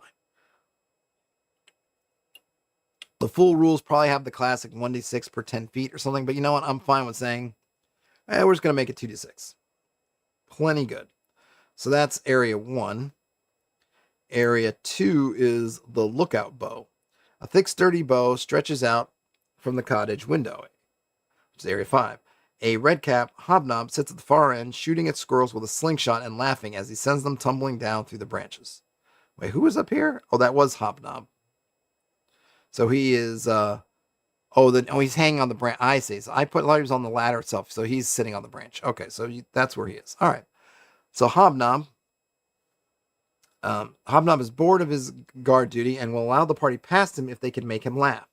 Anything involving the player characters hurting or insulting each other will suffice. And then if they do fight, Hobnob is going to keep his distance and use a slingshot. And let's see. Okay, so since Hobnob is preoccupied with squirrel shooting, you got basically a 50% chance to surprise him if you approach quietly. But I do like the fact that this is essentially, you've got the stealth approach. Specifically, they're giving you a social approach, which I think is also, at least, I would say it's, if it's not outright saying, I would say that if Hobnob sees you, he's as likely to talk to you as he is to report you. Basically, is how I would also play that. I'd like to give, especially I just think I want to give, the players as many chances to not fight things as they want to take. Essentially. And plus, I think playing as the Redcaps is fun. And so being able to role play in the conversation is something I'd want to do. Filch, of course, I could roll reactions too, right? Filch Croup's nest. A bird's nest is nestled in the branches of the tree. Shiny objects gleam from the inside. Approaching, 2 Filch Croups circle the skies above and swoop down on the character to defend their nest. Surveying, a character who takes time to observe the nest before approaching will see the circling Filch Croups and isn't surprised. And then they have some shiny objects, which include a gold medallion, an amethyst ring, and 50 gold pieces. So we are breaking things a little bit. Maybe time flows differently. I guess, because I have a feeling like how long could the Redcaps be working, could be essentially torturing this poor woman, that these birds have had a chance to come and build their nest and do whatever. And why wasn't Hobnob hitting them with the slingshot? It's a little bit funny, but it's kind of like this other encounter. I think they gave you something where it's not just the Redcaps, something else, because these encounters aren't just encounters, they're also tools. If you realize this connection between the birds and something shiny, you could take something shiny and like throw it at Hobnob or one of the other Redcaps. That it's cool to have this other variable in there, but it's a little. I mean, it's one of those things that if you don't think about it, it's fine to think about. Like, well, isn't this a magic tree that just sprouted up? Like these birds already got here nested. But I guess the answer is in Dolmenwood, yes, they did, and that's fine. So Filch Croups are aggressive long-necked birds with speckled green and brown feathers, crimson head crests, and sagging throat pouches. Males decorate their nests with shiny objects and attack humanoids to steal from them, known for their deep, rumbling honks. All right, there's also a tool shed that's seesawing on a bow or bow.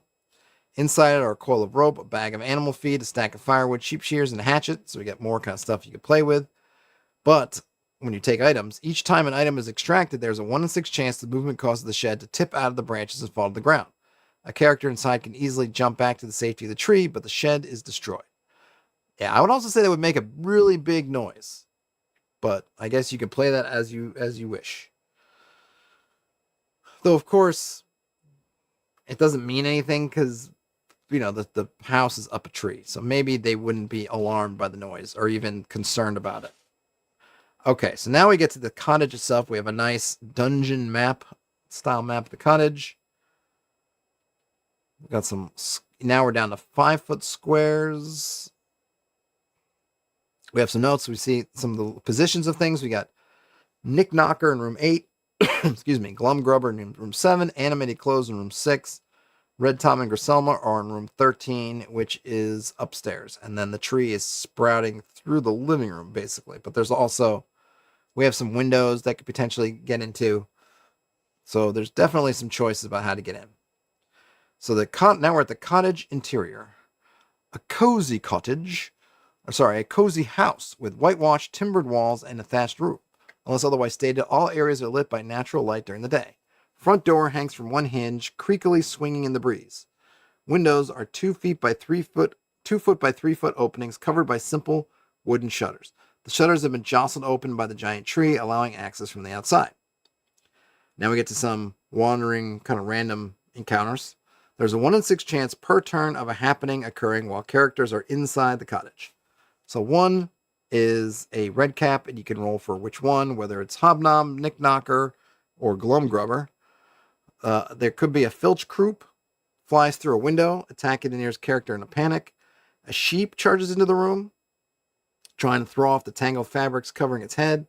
A sudden gust of wind buffets the cottage. Boards creak as the whole structure shifts. All characters have to save or lose their balance and stumble into a nearby room. A group of squeaking squirrels scamper past, or the distant sound of something breaking, followed by mischievous laughter.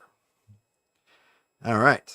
So it's going to make things fun and chaotic because you're going to be bouncing around potentially different rooms. Things are running in there. Lots of stuff going on, potentially. Room 5. Okay, this is, I think, where you're most likely to come in, maybe.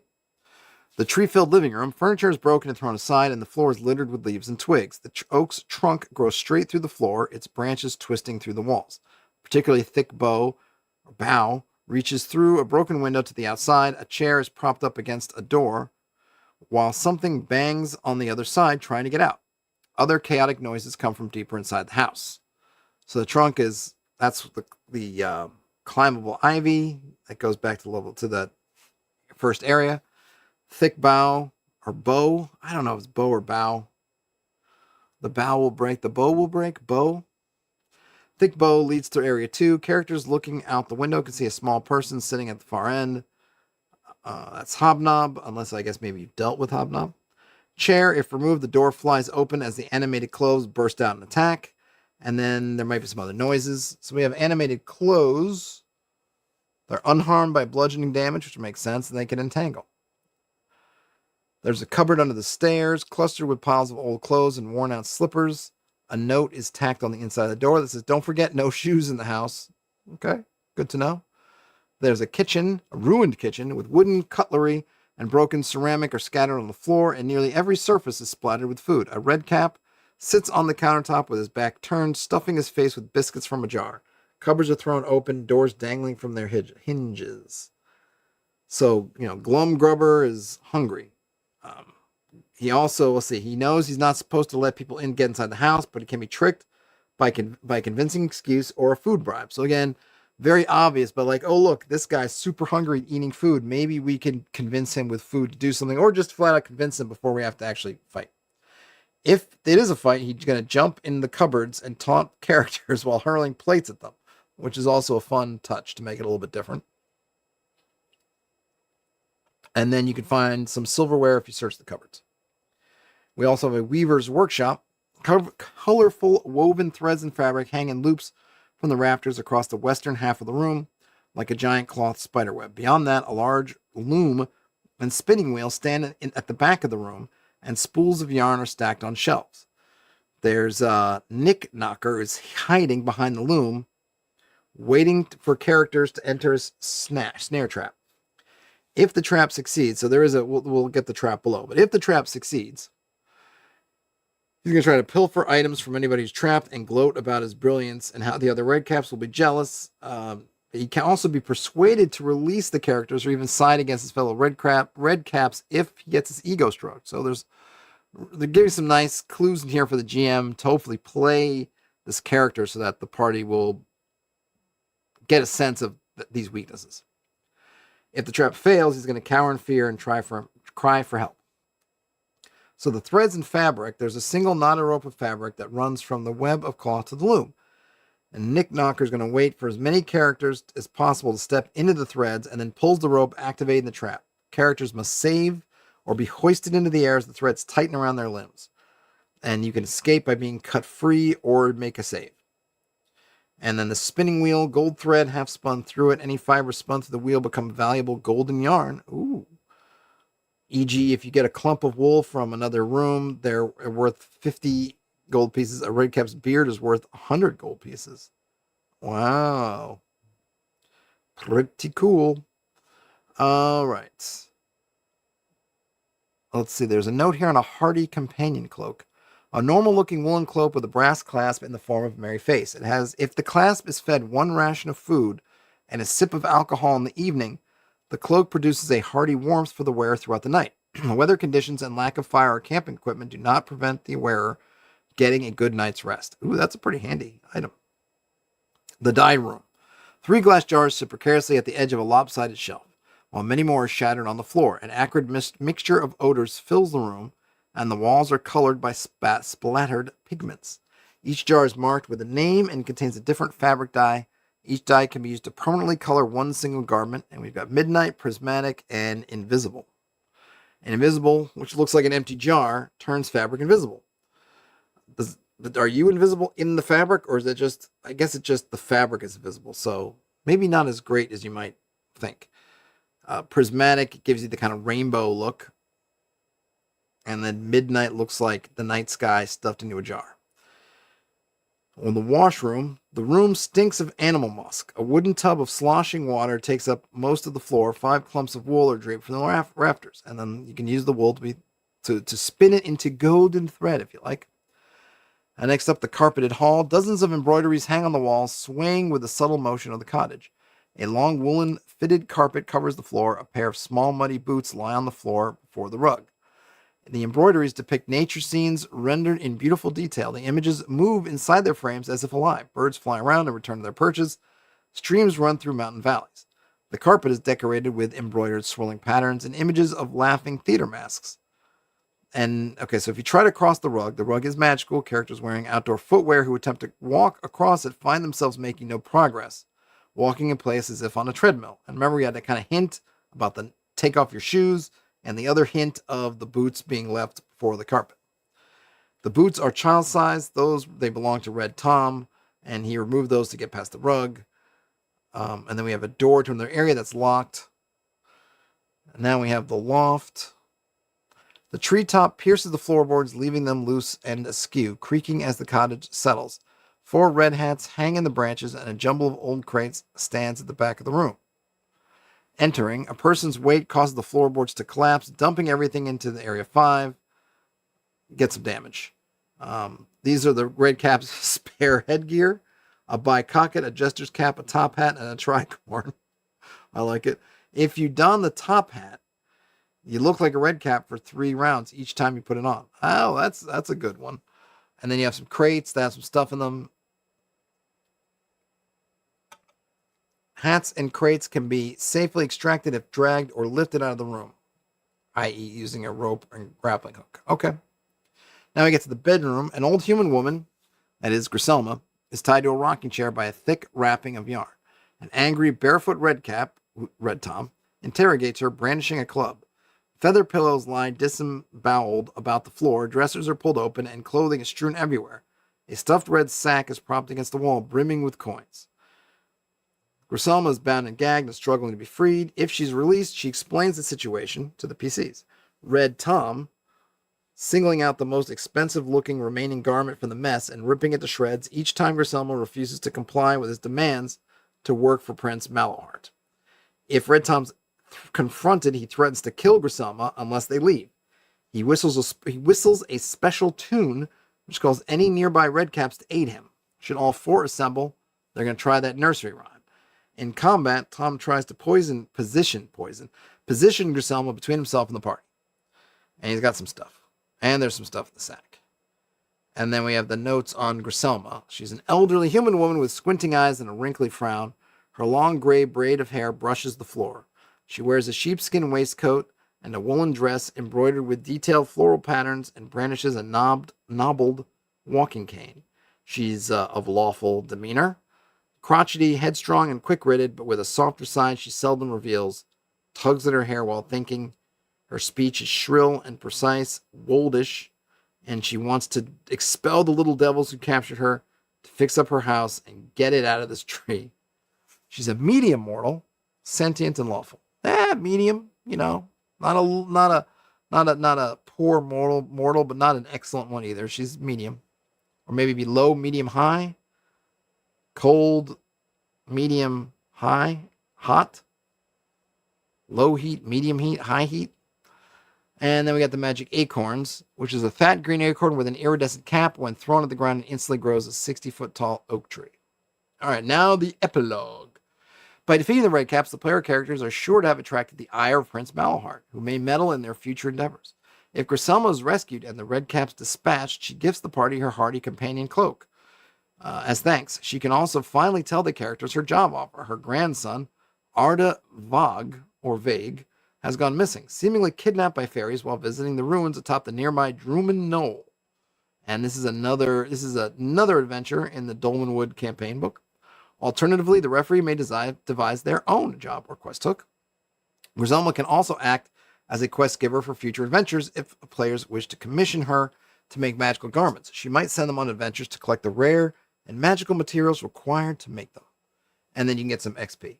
All right, so I thought this was very, very cool. I mean, it's a short little adventure, but I think it's fun. I think I like what they've done of giving you a lot of options. So one of the things I like about, I guess, adventures I like is, I don't want to get into like the debates, but like the thing I like about, I guess, that we call it scenario-based or situation-based adventures. Okay. Is here you get the situation and the party has a task. You rescue this person from, something obviously bad's happened. As soon as they get there, they're going to see it because her house is up a tree and it's not supposed to be. Okay. Something bad's happened. We got to fix it. Right. Okay, great. But then within that, you've got your orders or your mission, and within that mission you have a lot of freedom to do it how you want. And I think when you take this approach, it doesn't, in this case it's just this one location, but you can do multiple locations. You can do something free flowing in terms of the space, like have a little hex scroll, have a couple of things, because the party is focused. And whenever you have those spaces, then the party gets to mess around with the spaces however you want. And I think they, by design, and obviously I think they're talented creators, is they said, okay, we're going to have these creatures in here, but it's not just going to be a fight fest. It's not just going to be, the Red Caps, and you're going to fight them, and then, okay, they're going to call for help, and then whatever. It's like, no, like each of these Red Caps, except for maybe Red Tom, at the end, has some kind of weakness that you could play into. Something you could do that doesn't involve hitting them over the head with weapons. You could sneak around some of them. You can trick some of them. You can bargain with some. You can do things. So whether the party ends up doing that or whether they just end up just beating the tar out of each Red Cap in turn or a couple at a time, that's up to them. But I think it's written in a way that gives them that space to operate.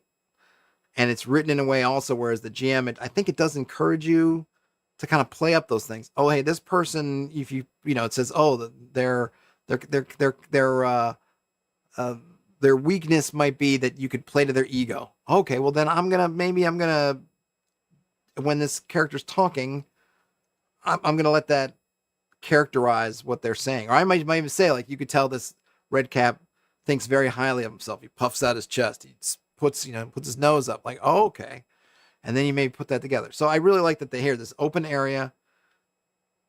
Hey, you want to climb up? You want to just bust down the front door and beat each Red Cap in turn? You can do that. You want to stealth around? You can do that. And even though I think you get to the last room, there's probably no way not to do some kind of fighting. I mean, okay, there probably are ways, but the rest is very flexible, and it makes sense. Like in the story, in the fiction, it makes sense that Red Tom is not going to be easily convinced to not do it. He's the leader. He's the one who's most responsible in his own way. He's been sent by somebody to do a job. There's many reasons why he's going to be prone to not just leaving or being tricked or something else, but there's probably some clever ways you could maybe at least, if not totally get rid of him, make it hard for him if you want to. Hey, Chalclip says, as David Lynch says, can you believe it is Friday? Yeah, well, poor love for David Lynch. Yes, and if it's still Friday for you, then yes, it is Friday. Otherwise, I guess for some folks, it's already Saturday. At least it's not already Sunday. I am doing awesome. What is up? So this is a fun piece. And I like that it's a complete thing. And of course, you get some ads at the end. Okay, continue your thing. But this is good. And free. Did I mention it is free? From their free RPG day. So yeah, I can dig it. I can dig it. If you're, and I would say if you're curious about Dolmenwood, this seems like a fun thing. Oh, and I guess maybe I said this before, but I like how it kind of leads into other things. Here's this quick start. Here's this little adventure. If you just want to call it quits after this and go back to what it is you're playing, fine. Hey, but if you want to do more, now you've got a patron, potentially. Now you have a nemesis, potentially. And it's even a way that if you've got the campaign book or now you want to get the campaign book, here is the next leg that's already set up for you. So, good thing. Oh, you ran a bunch of Dolmenwood. That's cool. Yeah, I haven't run any. And other than that, their preview, their Kickstarter preview, this is the only other Dolmen thing I've read. But this is good. Nice job by all. I feel like going a little bit longer, but I don't have any more topics. Unless somebody else has topics for me, I think I'm just going to switch back to, or not switch back, but, well, kind of switch back. Switch off, and we can see what's going on in the Reddit. Chuckle says it's surprisingly easy to run given how much there is. I believe it. I mean, it seems to be laid out.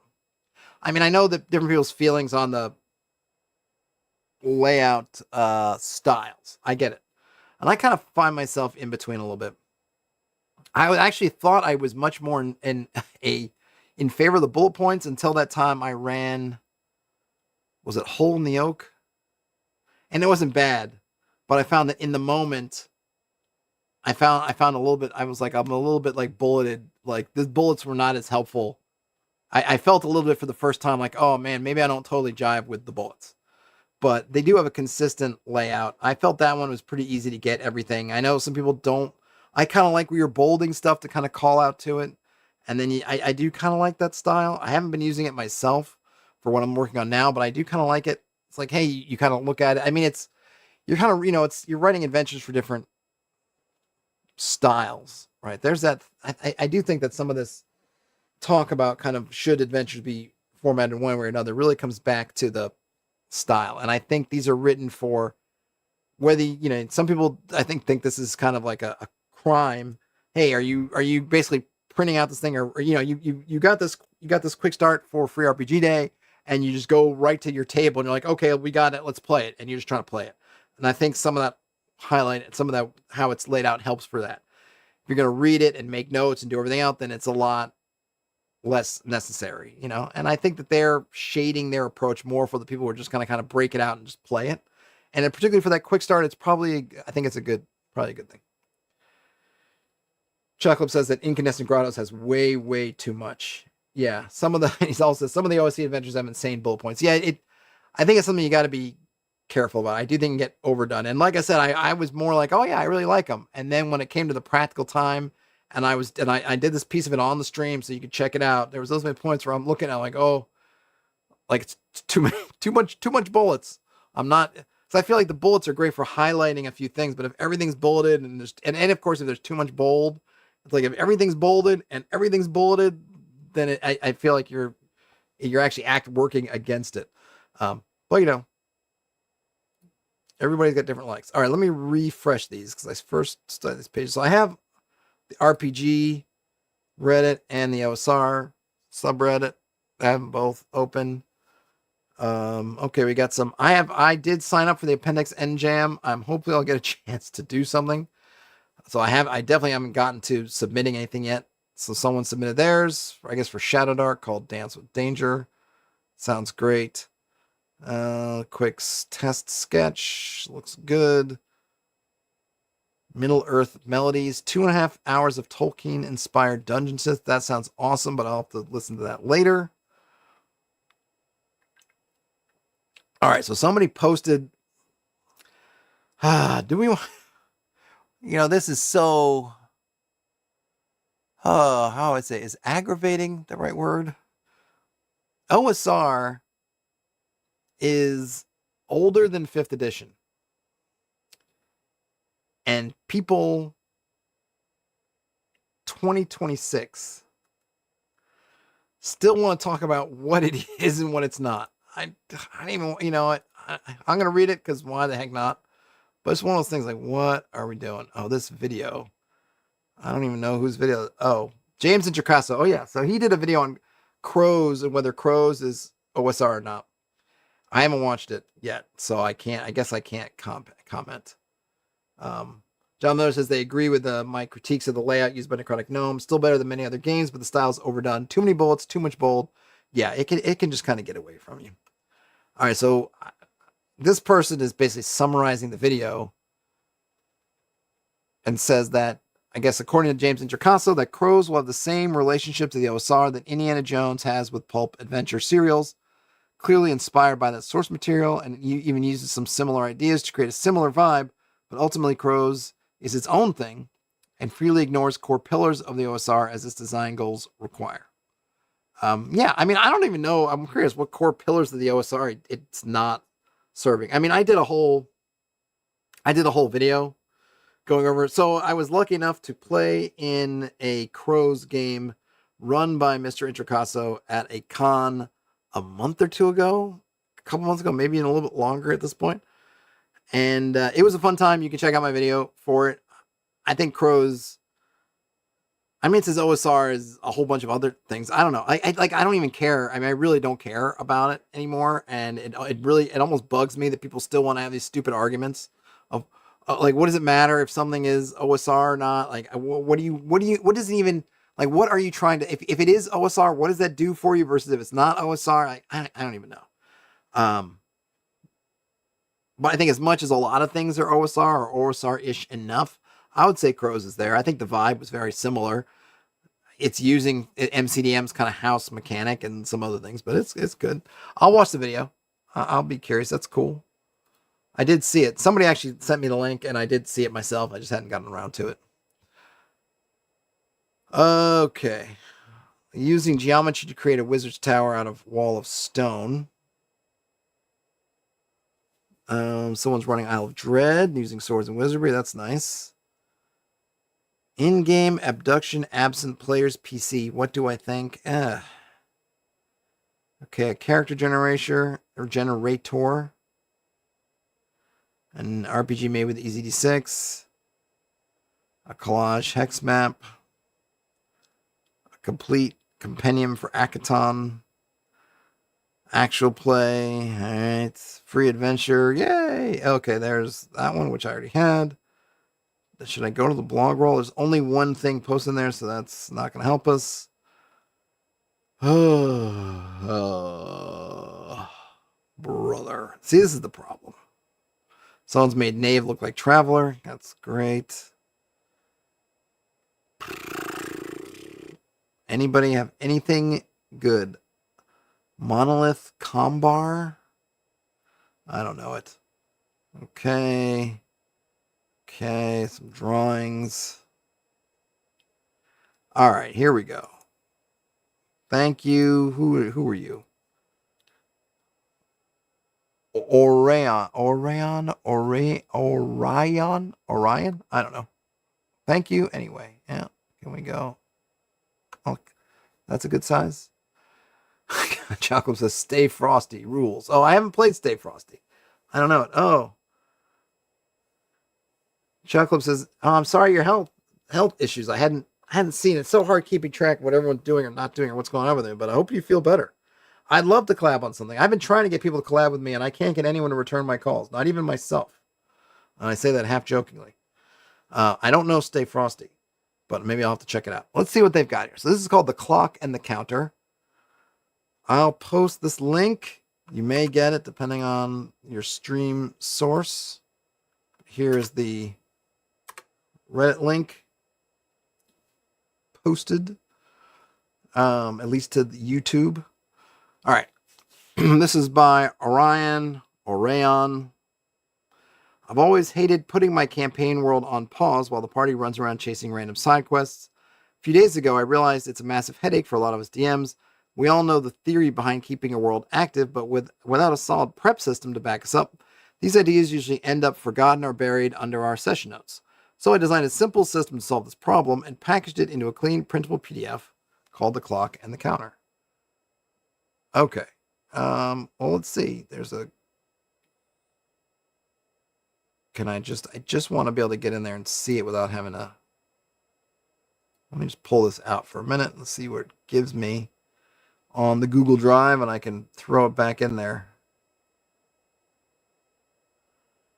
Okay. All right. Okay. So if you go in there to Google Drive, it does just take you straight to the thing, which is good. I'm going to open it. Oops. In my PDF reader. As soon as I can find it. Where did you go? I have a ton of PDFs sitting here, so I need to. There it is. Clock and Counter. I can zoom in here. Is that too big? Or not big enough? It's fine. I can shift that over to make it a little bit more centered. Okay. A modular toolkit for keeping your world alive between sessions. 8 pages long. The problem with I'm going to skip the problem. I know we all get kind of the problem, and he says in his post, it's not chow clips sounds like a plan. It's not reinventing the wheel, because a lot of these things, I feel like there's this thing that people do. I've probably done this myself, but I hate when people have done it to me. Where I say, "Oh, I'm going to try to do something," and someone's like, someone's already done it, and my response is always like, "Well, that's fine for them. I'd like to try it, put my own wrinkle on it, and I just want to do it as an exercise, even if somebody else has already done it." Because I know someone's going to come and like, "Well, there's already fronts, there's already clocks, there's already this." And it's like, yeah, this is somebody wants to put their own spin on it. There's no, there's no limit on the amount of people who can try to come up with their own version of a thing. Negative value. So if you were going to tell me, well, there's already this tool, so that's fine. This is this person's tool. So the 2 tools, the counter, tracks what exists in your world independently of the players. Okay. This could be factions, NPCs, events, forces. For each entry, you write 3 things: what it wants, what it's using to get it, what it does if the players don't interact with it. The clock tracks time. A circle divided into stages that advances when the world moves forward without player interference. So the counter tells you what, the clock tells you when. Okay. So the counter says for each active element in your world, fill in 3 columns, right? So entry, what it is, then what it wants, then what drives it, and then what happens if nothing stops it. So an example, Noble House A, the house of A, excuse me. What it wants to control the city guard. And what is driving it? Bribes and blackmail. And if the players don't act, they are able to, after 2 stages, they haven't told us what stages are, but I'm guessing these are kind of pips along the way towards completion. 2 stages. At stage 2, the guard captain is replaced. At the 5th stage, open arrests begin. So, kind of interesting. I think, I guess maybe you're supposed to understand the why, but I'm looking like, well, why do they want it? Because what are the open arrests for? I get kind of replacing the guard captain, but maybe not why they're doing open arrests. Croco says, "Got to spin the wheel. Spin the wheel, may break the deal." Or is it break the deal, spin the wheel? Entry, so there's a different kind, which is a plague in the slums, so more of a event or a disaster. What it wants, spreading into the merchant quarter. What is driving it? It's rats and neglect. And then if nothing changes it, after 3rd stage, the markets can close. At the stage 6, the city gates become sealed. And then the last one, the scholar's missing. What it wants, unknown destination. What drives it, her own obsession. And if nothing stops it, she stops responding after stage 4. And after stage 6, she's trail goes cold completely. And then, okay, so now we get some more write-up. Entries can be anything that exists independently of the players, a faction. We got that part. The column that matters most is the last one. Fill in at least 2 stages, an early consequence, and a final one. If you can't answer what happens when the players ignore this entry, it isn't ready, which usually means one of 2 things. I guess one is the entry is decoration. Oh, no. It's one of two things. The entry is decoration, idea you like, but haven't actually built into something that moves, or it's tied to an ending you haven't decided on yet, and the blank column is you avoiding the decision without realizing it. Okay, so that is one of the two things. And I guess the second one, or you don't have an ending yet. Okay, either way, don't force an answer you don't have to believe just to fill the space. Set the entry aside for now on a separate list of things you're still working on and bring it back once you finish the sentence. If players don't touch this, then blank. Oh, okay, so here we get the stages. This is what the stages come from. So, stage 1 is presage. The first sign something is stirring. Stage 2 is the action. Situation starts moving. Stage 3 is the escalation. The stakes increase. The scope of the problem grows. Stage 4 is the crisis. The situation becomes visible to everyone. Stage 5 is the catastrophe. The damage is done. I keep missing that gnat flying around. Catastrophe, the damage is done. And finally, stage 6, the point of no return. Consequences become permanent. All right, 6 stages is a guideline, not a rule. You can use 4 for minor threats or use 8 for the central conflict of a campaign. Match the number to how much resolution space the situation needs. And you can have, let's say, a quick gut check. If you can already picture the ending after 2 stages, you probably built it too big. If you're on stage 5 and still can't picture how it ends, you probably built it too small. I think this is good. How it runs. Moving the clock. Between sessions, check every active clock. For each one of the players didn't influence, ask, did enough time pass for this to move? If yes, advance at 1 stage and write 1 sentence describing what the faction or force actually did. Clocks don't only move forward, at least ours don't have to. A clever ambush can stop a threat cold before it escalates. A messy but partial win can buy you some time without actually solving anything, and once in a while, something big enough happens that it pushes the threat back a step, undoing progress it had already made. So you can have kind of free, delay, reverse.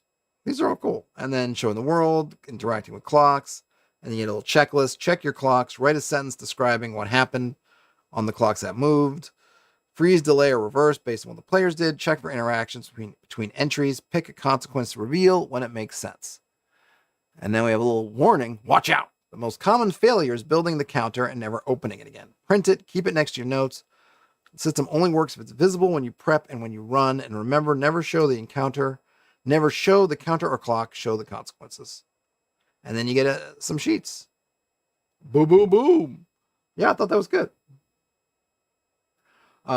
Chocolate says it sounds a lot like the Mothership GM advice on factions, even uses clocks as a minor and major victories and failures. Yeah, I mean, I think this is going to look familiar to a lot of people.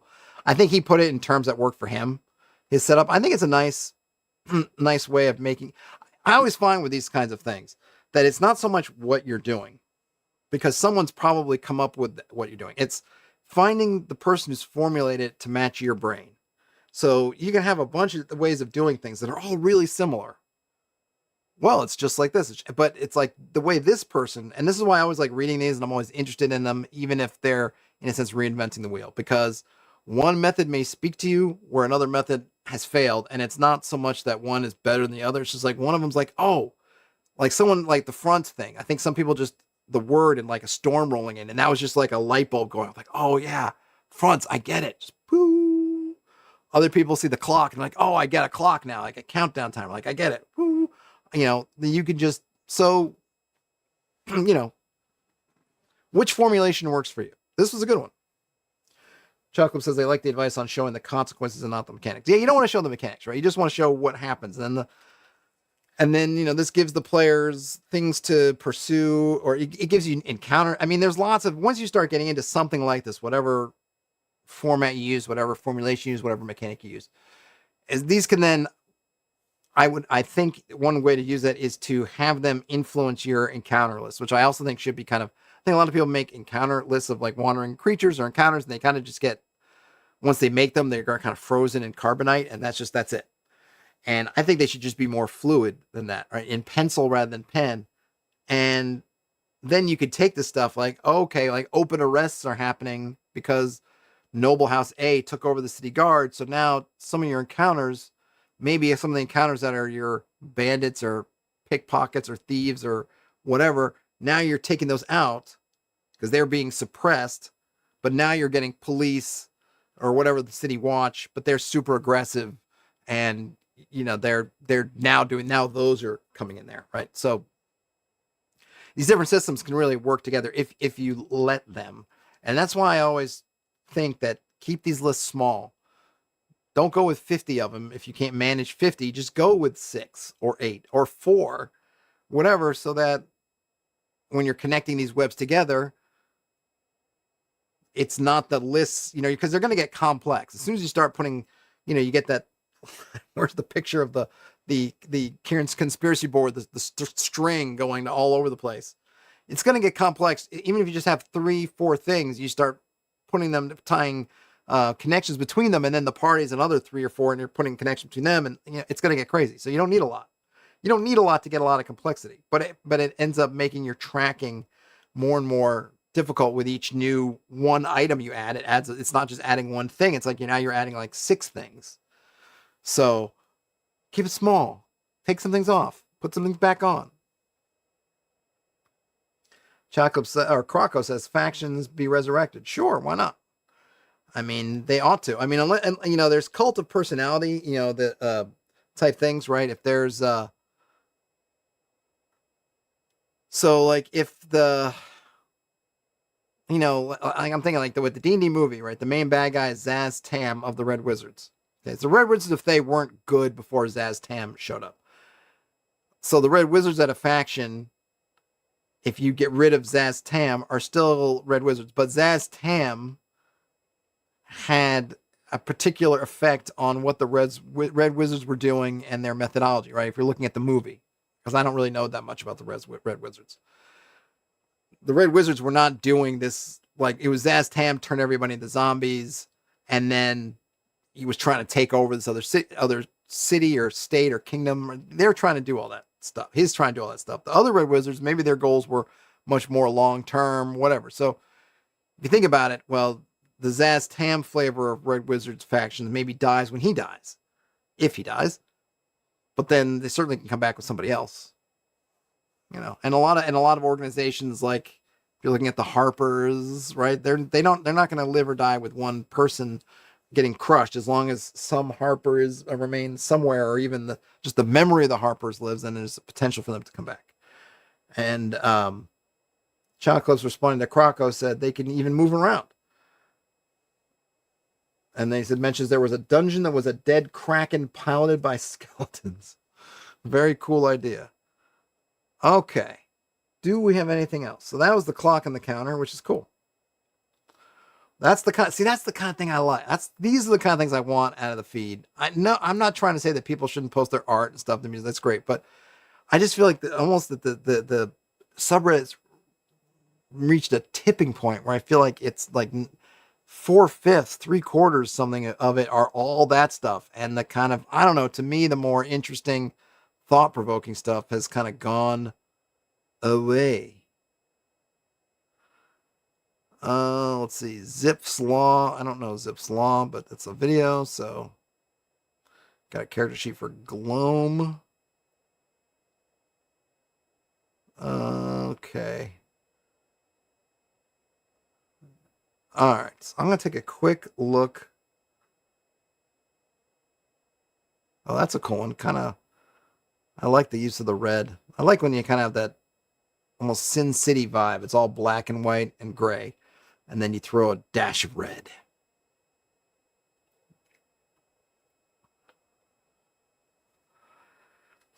Okay, so Lemon Lord asks if there are rules for wearing armor without proficiency. Are there rules in OSE or AD&D or similar for wearing armor without proficiency? Like, what happens if a thief player puts on plate? There are no rules. How would you rule it? Well, I don't think there are any rules, because just basically you can't. If you just have someone who's adamant they want to put armor on the thief, I would say, well, one, they can't use their thief stuff. Like, that's number one. And that's, I guess, that's probably about it, right? Wizards can't cast. Thieves can't do their thief stuff. I probably wouldn't, and I'm sure some people would go overboard, or I don't know. Overboard's not the right word. If you're putting on plate mail and you're a thief, so imagine the situation. You're going to go fight a dragon or some other big bad that hits hard. Having AC 2 or is it 2? Whatever, 2 or 3. I forget if it's 2 with the shield or 2 or without the shield and 1 with the shield. Having AC 2 or 3 over having AC 8 can be a big deal. So why, if you're in a situation where you have this thief and you're thinking, the thief is thinking, I'm not going to get a backstab in. I'm not going to get, I'm not going to get, I'm not going to get opportunities to do that. So I'd rather live. And if it means putting on plate mail, so be it.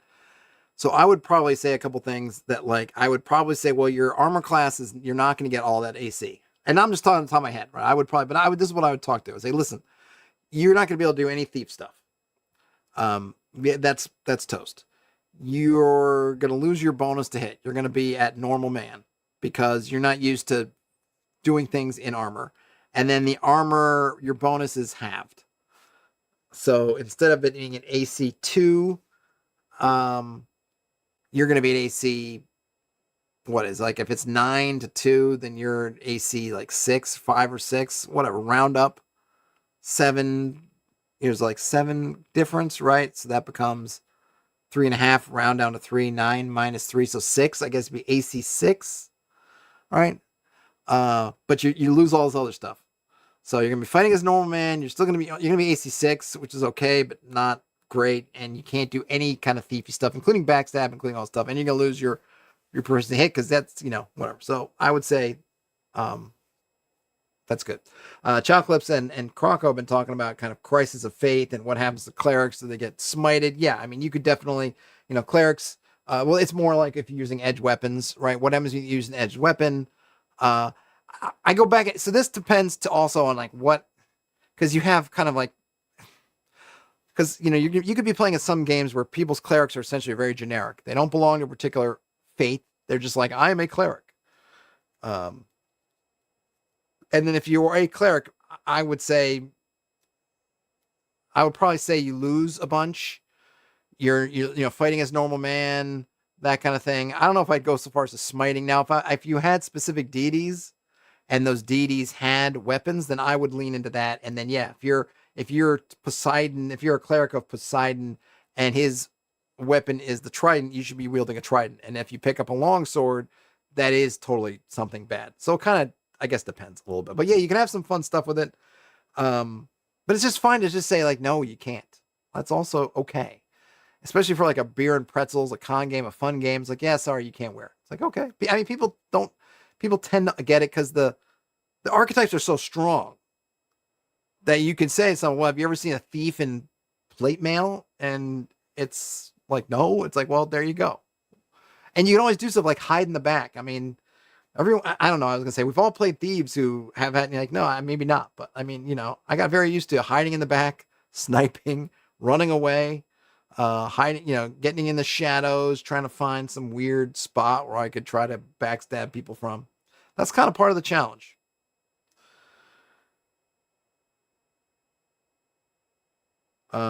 Chocolate says they like Idriluna's take on the OD&D clerics. He called it chromatic charms and spectral sorceries. Oh, that's cool. I haven't seen that, but I like that. All right. I think not Demi Lovato, but Demi Elgato, I guess. That could be someone's real name, so I don't want to, but why does it have me thinking it's a play on Demi Lovato? But I don't know.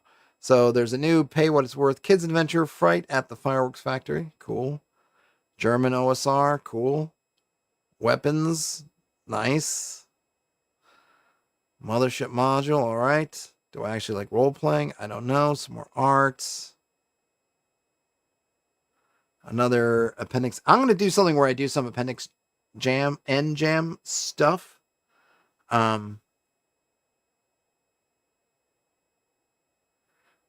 Choclips, what is free on itch? What did I pass that I should go back and look at on itch? Which one? Is that the old dust?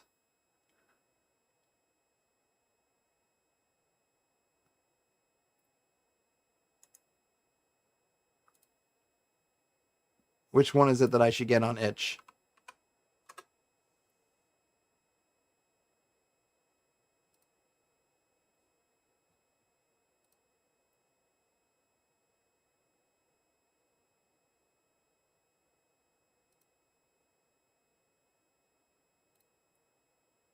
Tell me.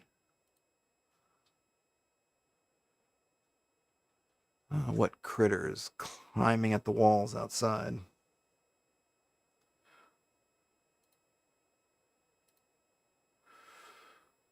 Oh, Idriluna's thing. Okay. Where's let me see. Maybe I'll just grab it for later so I don't forget. Oh, the one you posted in the chat. It's not something in here. Okay, yeah, I'll check it out. I'll try to remind myself. Okay, yeah, it doesn't seem like there's a whole lot else going on. How to play Rollmaster Classic. All OSR are the same. I wouldn't say that. There's a lot of similarities. I was going to say, well, my game I don't think is the same at all, but I don't think my game would probably qualify as OSR, which is fine. Soul of Cinder. That's cool. Yeah, yeah. Let me take a quick look at the RPG, just in case there's something good. All right, under new. I don't know. Poker roll, PBTA. I don't really know. Custom 2d6. It's fine. Same post. I haven't read the Elusive Shift yet, but I want to. It's on my list. How do you create interesting secrets for your campaigns? This might be good. So this will be the last one, I think. Cowclip says, I'm not OSR. I mean, my game, the game that I have made, I'll send it to you, Cowclips, if I didn't send it to you already. At least what I have in the form it is now. I mean, not to derail. So it really depends on what your definition of OSR is. Could I run? So if your OSR definition is, could you run Keep on the Borderlands or Isle of Dread or something of that nature without doing too much changes? You could. I keep meaning to write up a little doc how to take my rules and basically plug in and kind of make like here's like BX done with my system kind of thing, or at least a version of BX done with my system. But you can't, because I use HD basically, so you could kind of ignore everything but HD, and you could do that. And the only thing you'd have to monkey with is the experience point part of it. I'm not sure everything would scale up the same. Some things would be less powerful, some things would be more powerful. You could make it work. That would be pretty easy. But it isn't, it isn't D20. I don't know. There's a lot of things. Maybe it would be, I don't know. I don't really, that's the thing is I don't care. I feel like as soon as you say something's OSR now, people want to just poke holes in it and say it's not. And then if you don't, people are going to say, is this game OSR? So I'm not even sure how useful as a term it is, but I definitely didn't look at it and think like I've got to be OSR, but I use HD, everything has it's kind of like a similar to, I guess, Easy D6, where you don't have to use it, but I kind of like everything has essentially hit dice. So everything's got hit dice, but I use a D6 dice pool to do everything. So it just works a little bit differently. It's kind of almost like there's some Easy D6 you could see in there, maybe. Was it Legend in the Mist? Legend in the Mist, which I just looked at. There's actually a bunch of similarities in there in some ways, different. I don't have any saving throws. The system, my magic system, the one that's kind of just is wired in there, you could put in spells, but the ones wired in there it's all ad hoc, so there's no spells. So there's a bunch of things that are different, but like you could plug spell levels back in pretty easily if you wanted to just have your kind of BX style spells. Okay, so let's get to this one. This will be the last one for the night. Posted by N4s. Is that Krister N4s? I wonder if that's him, who's a friend of the channel. I don't know. Could be another N4s. I don't know how common a name N4s is. How do you create interesting secrets for your campaigns? I've written down how I try to design secrets in my homebrew campaign. I'd love to hear your feedback on it or how you do it at your table. Stakes. First of all, make sure the secret matters, that it has stakes. The fact that Farmer John secretly loves romance novels does not matter. The only thing that happens if the truth is revealed is that John is embarrassed. Revealing the truth should have some sort of game-altering effect. Let me just take a drink here. Let's say the king is dead, but the queen is keeping the secret from the populace and is actually running the show behind the scenes herself. If the truth got out, who knows what would happen? This is a non-trivial secret. Discoverability. If it's not obvious that there's a secret here to uncover, then there must be some sort of hint at its existence which the PCs can reasonably find. Perhaps someone loyal to the king publicly questions the official story of him traveling abroad to the remote city of Nelethandra, which is the lie told to explain away his lack of public appearances of late.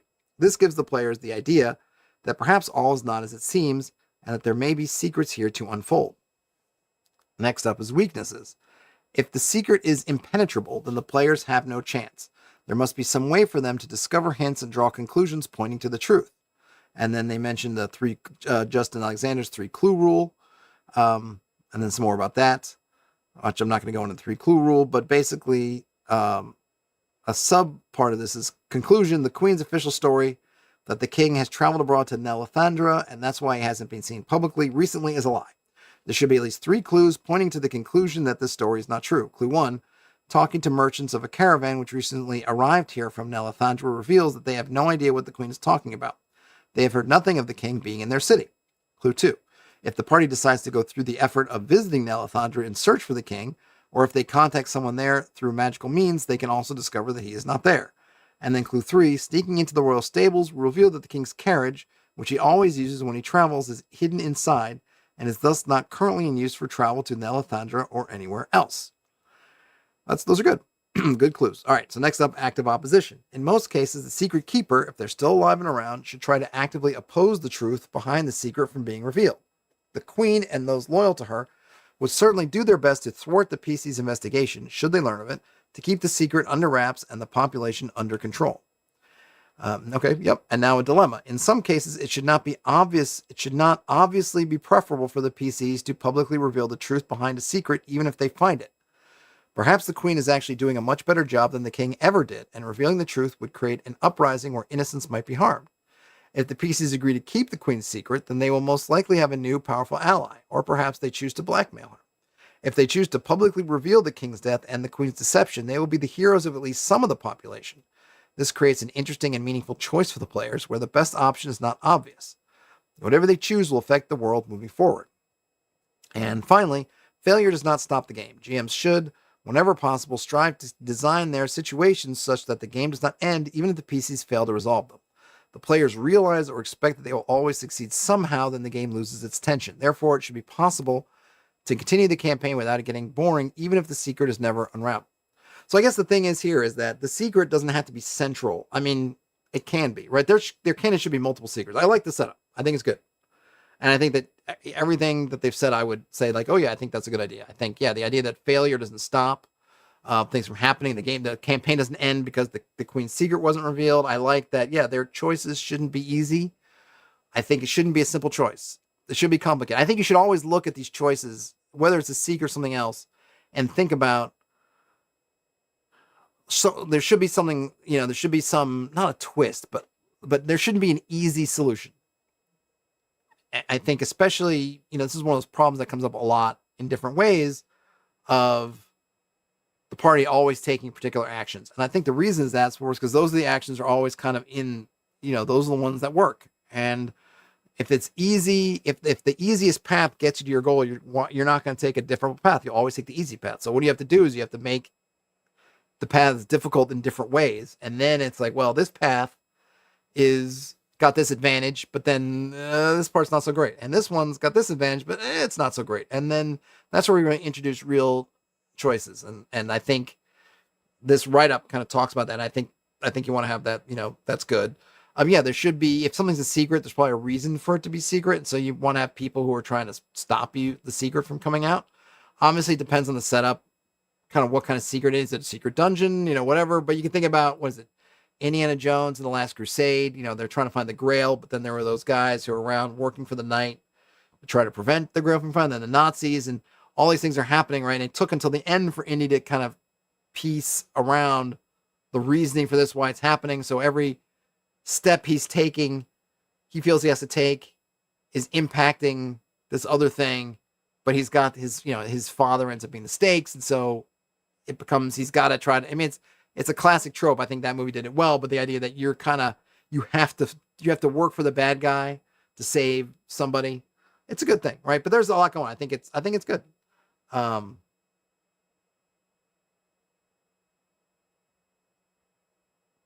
and I don't even think it always has to be secrets, but just any kind of situation. But I like that write up. Good job, Enfers. Whether you're the Enfers that I'm aware of or a different Enfers. And thank you for posting it to make the RPG subreddit visit not a wasteful one. All right. I think I'm going to shut it down for the night. However, I'm up at Studio B, as you may be able to tell from the little bit you can see behind me, as opposed to just my dresser or part of my dresser that you see behind me when I'm in Studio A. So, and I'm by myself. I have a bunch of kind of like house maintenance and yard stuff to do, which is kind of why I'm up here ahead of a family visit. So I'm going to have some stream time over the weekend, particularly in the afternoons, evenings, maybe even the morning. So I'm going to be around. Chow Clips, yeah, hit me up on Discord, or where you can trade messages back and forth. I'm not sure how longer I'm going to stay awake tonight, but I'll get it in the morning, whenever. The rest of you folks, hit me up if you got something you want to share, whatever. Like, let me know. As I would much rather share and talk about and highlight things from you than just kind of random stuff on the internet. I end up with random stuff on the internet. So that's kind of where I'm at. I might work on I'm trying to finish up this adventure I'm working on. And, I mean, there's that phase that I'm in where it's like, I'm fighting my brain trying to finish it. My brain's either coming up with different things for me to do or coming up with things to add. And I think what I'm going to do is, there's a couple things I definitely do want to add, because I'm like, oh, that's really good. And then I was just thinking about reading, particularly the Dolmenwood QuickStart. Like, man, this could be a good like kind of QuickStart piece I could have. But I'm going to at least try to get a version done over this weekend for patrons and whatnot. It might not. It's probably going to be more like the minimum viable, MVP, minimum viable product version. But of course, it'll get upgraded as we go along. But I'm trying to kind of get it done. I think it's kind of fun. It's definitely kind of a web of stuff. And reading this kind of secrets there's a lot of that in the campaign, with kind of multiple NPCs who have kind of slightly different goals and kind of what they're doing, and the PCs will be able to interact with them in different ways. I kind of feel like that's a theme for me, because I really do like having these different things in the mix and things not being necessarily super straightforward. Even my dungeon crawl, if you've seen or read my dungeon crawl or my reverse dungeon crawl, all the different cultists in the dungeon have names and they've got attitudes. And at least when I run it, the party doesn't end up fighting them mostly. There's a lot of like, it ends up being a lot of social stuff, because the way I play them is they're overmatched, and they don't look at the PC as like peons to be bullied around. They look at the PCs as help for them, potentially a solution to their problems, and want to kind of help out. So it ends up leading to a lot of fun and maneuvering. And I'm just kind of realizing about myself that maybe that's what I kind of like. Is sure, you can fight stuff. You can always fight anything. But that I like kind of putting these people or creatures or things out there, little mini factions, if you will. They could just be a person and just be whatever. And then kind of put them together. So this is kind of has a lot of that. And it's not super complex, because it's not a lot. There's not a lot of NPCs, but I think it could make for a little adventure that isn't super big in scope, but can have a lot of fun with different ways to come out. But anyway, I don't want to talk it up too much, because I'm not done, but that's going to be something I work on. Maybe I'll work on it even on stream in a couple of evenings. We shall see. So I will leave it there. Thanks, everyone, for hanging out through whatever source you're hanging out, whenever it is for you you're hanging out. Or, if you catch this later, enjoy the rest of your day, night, weekend, whenever.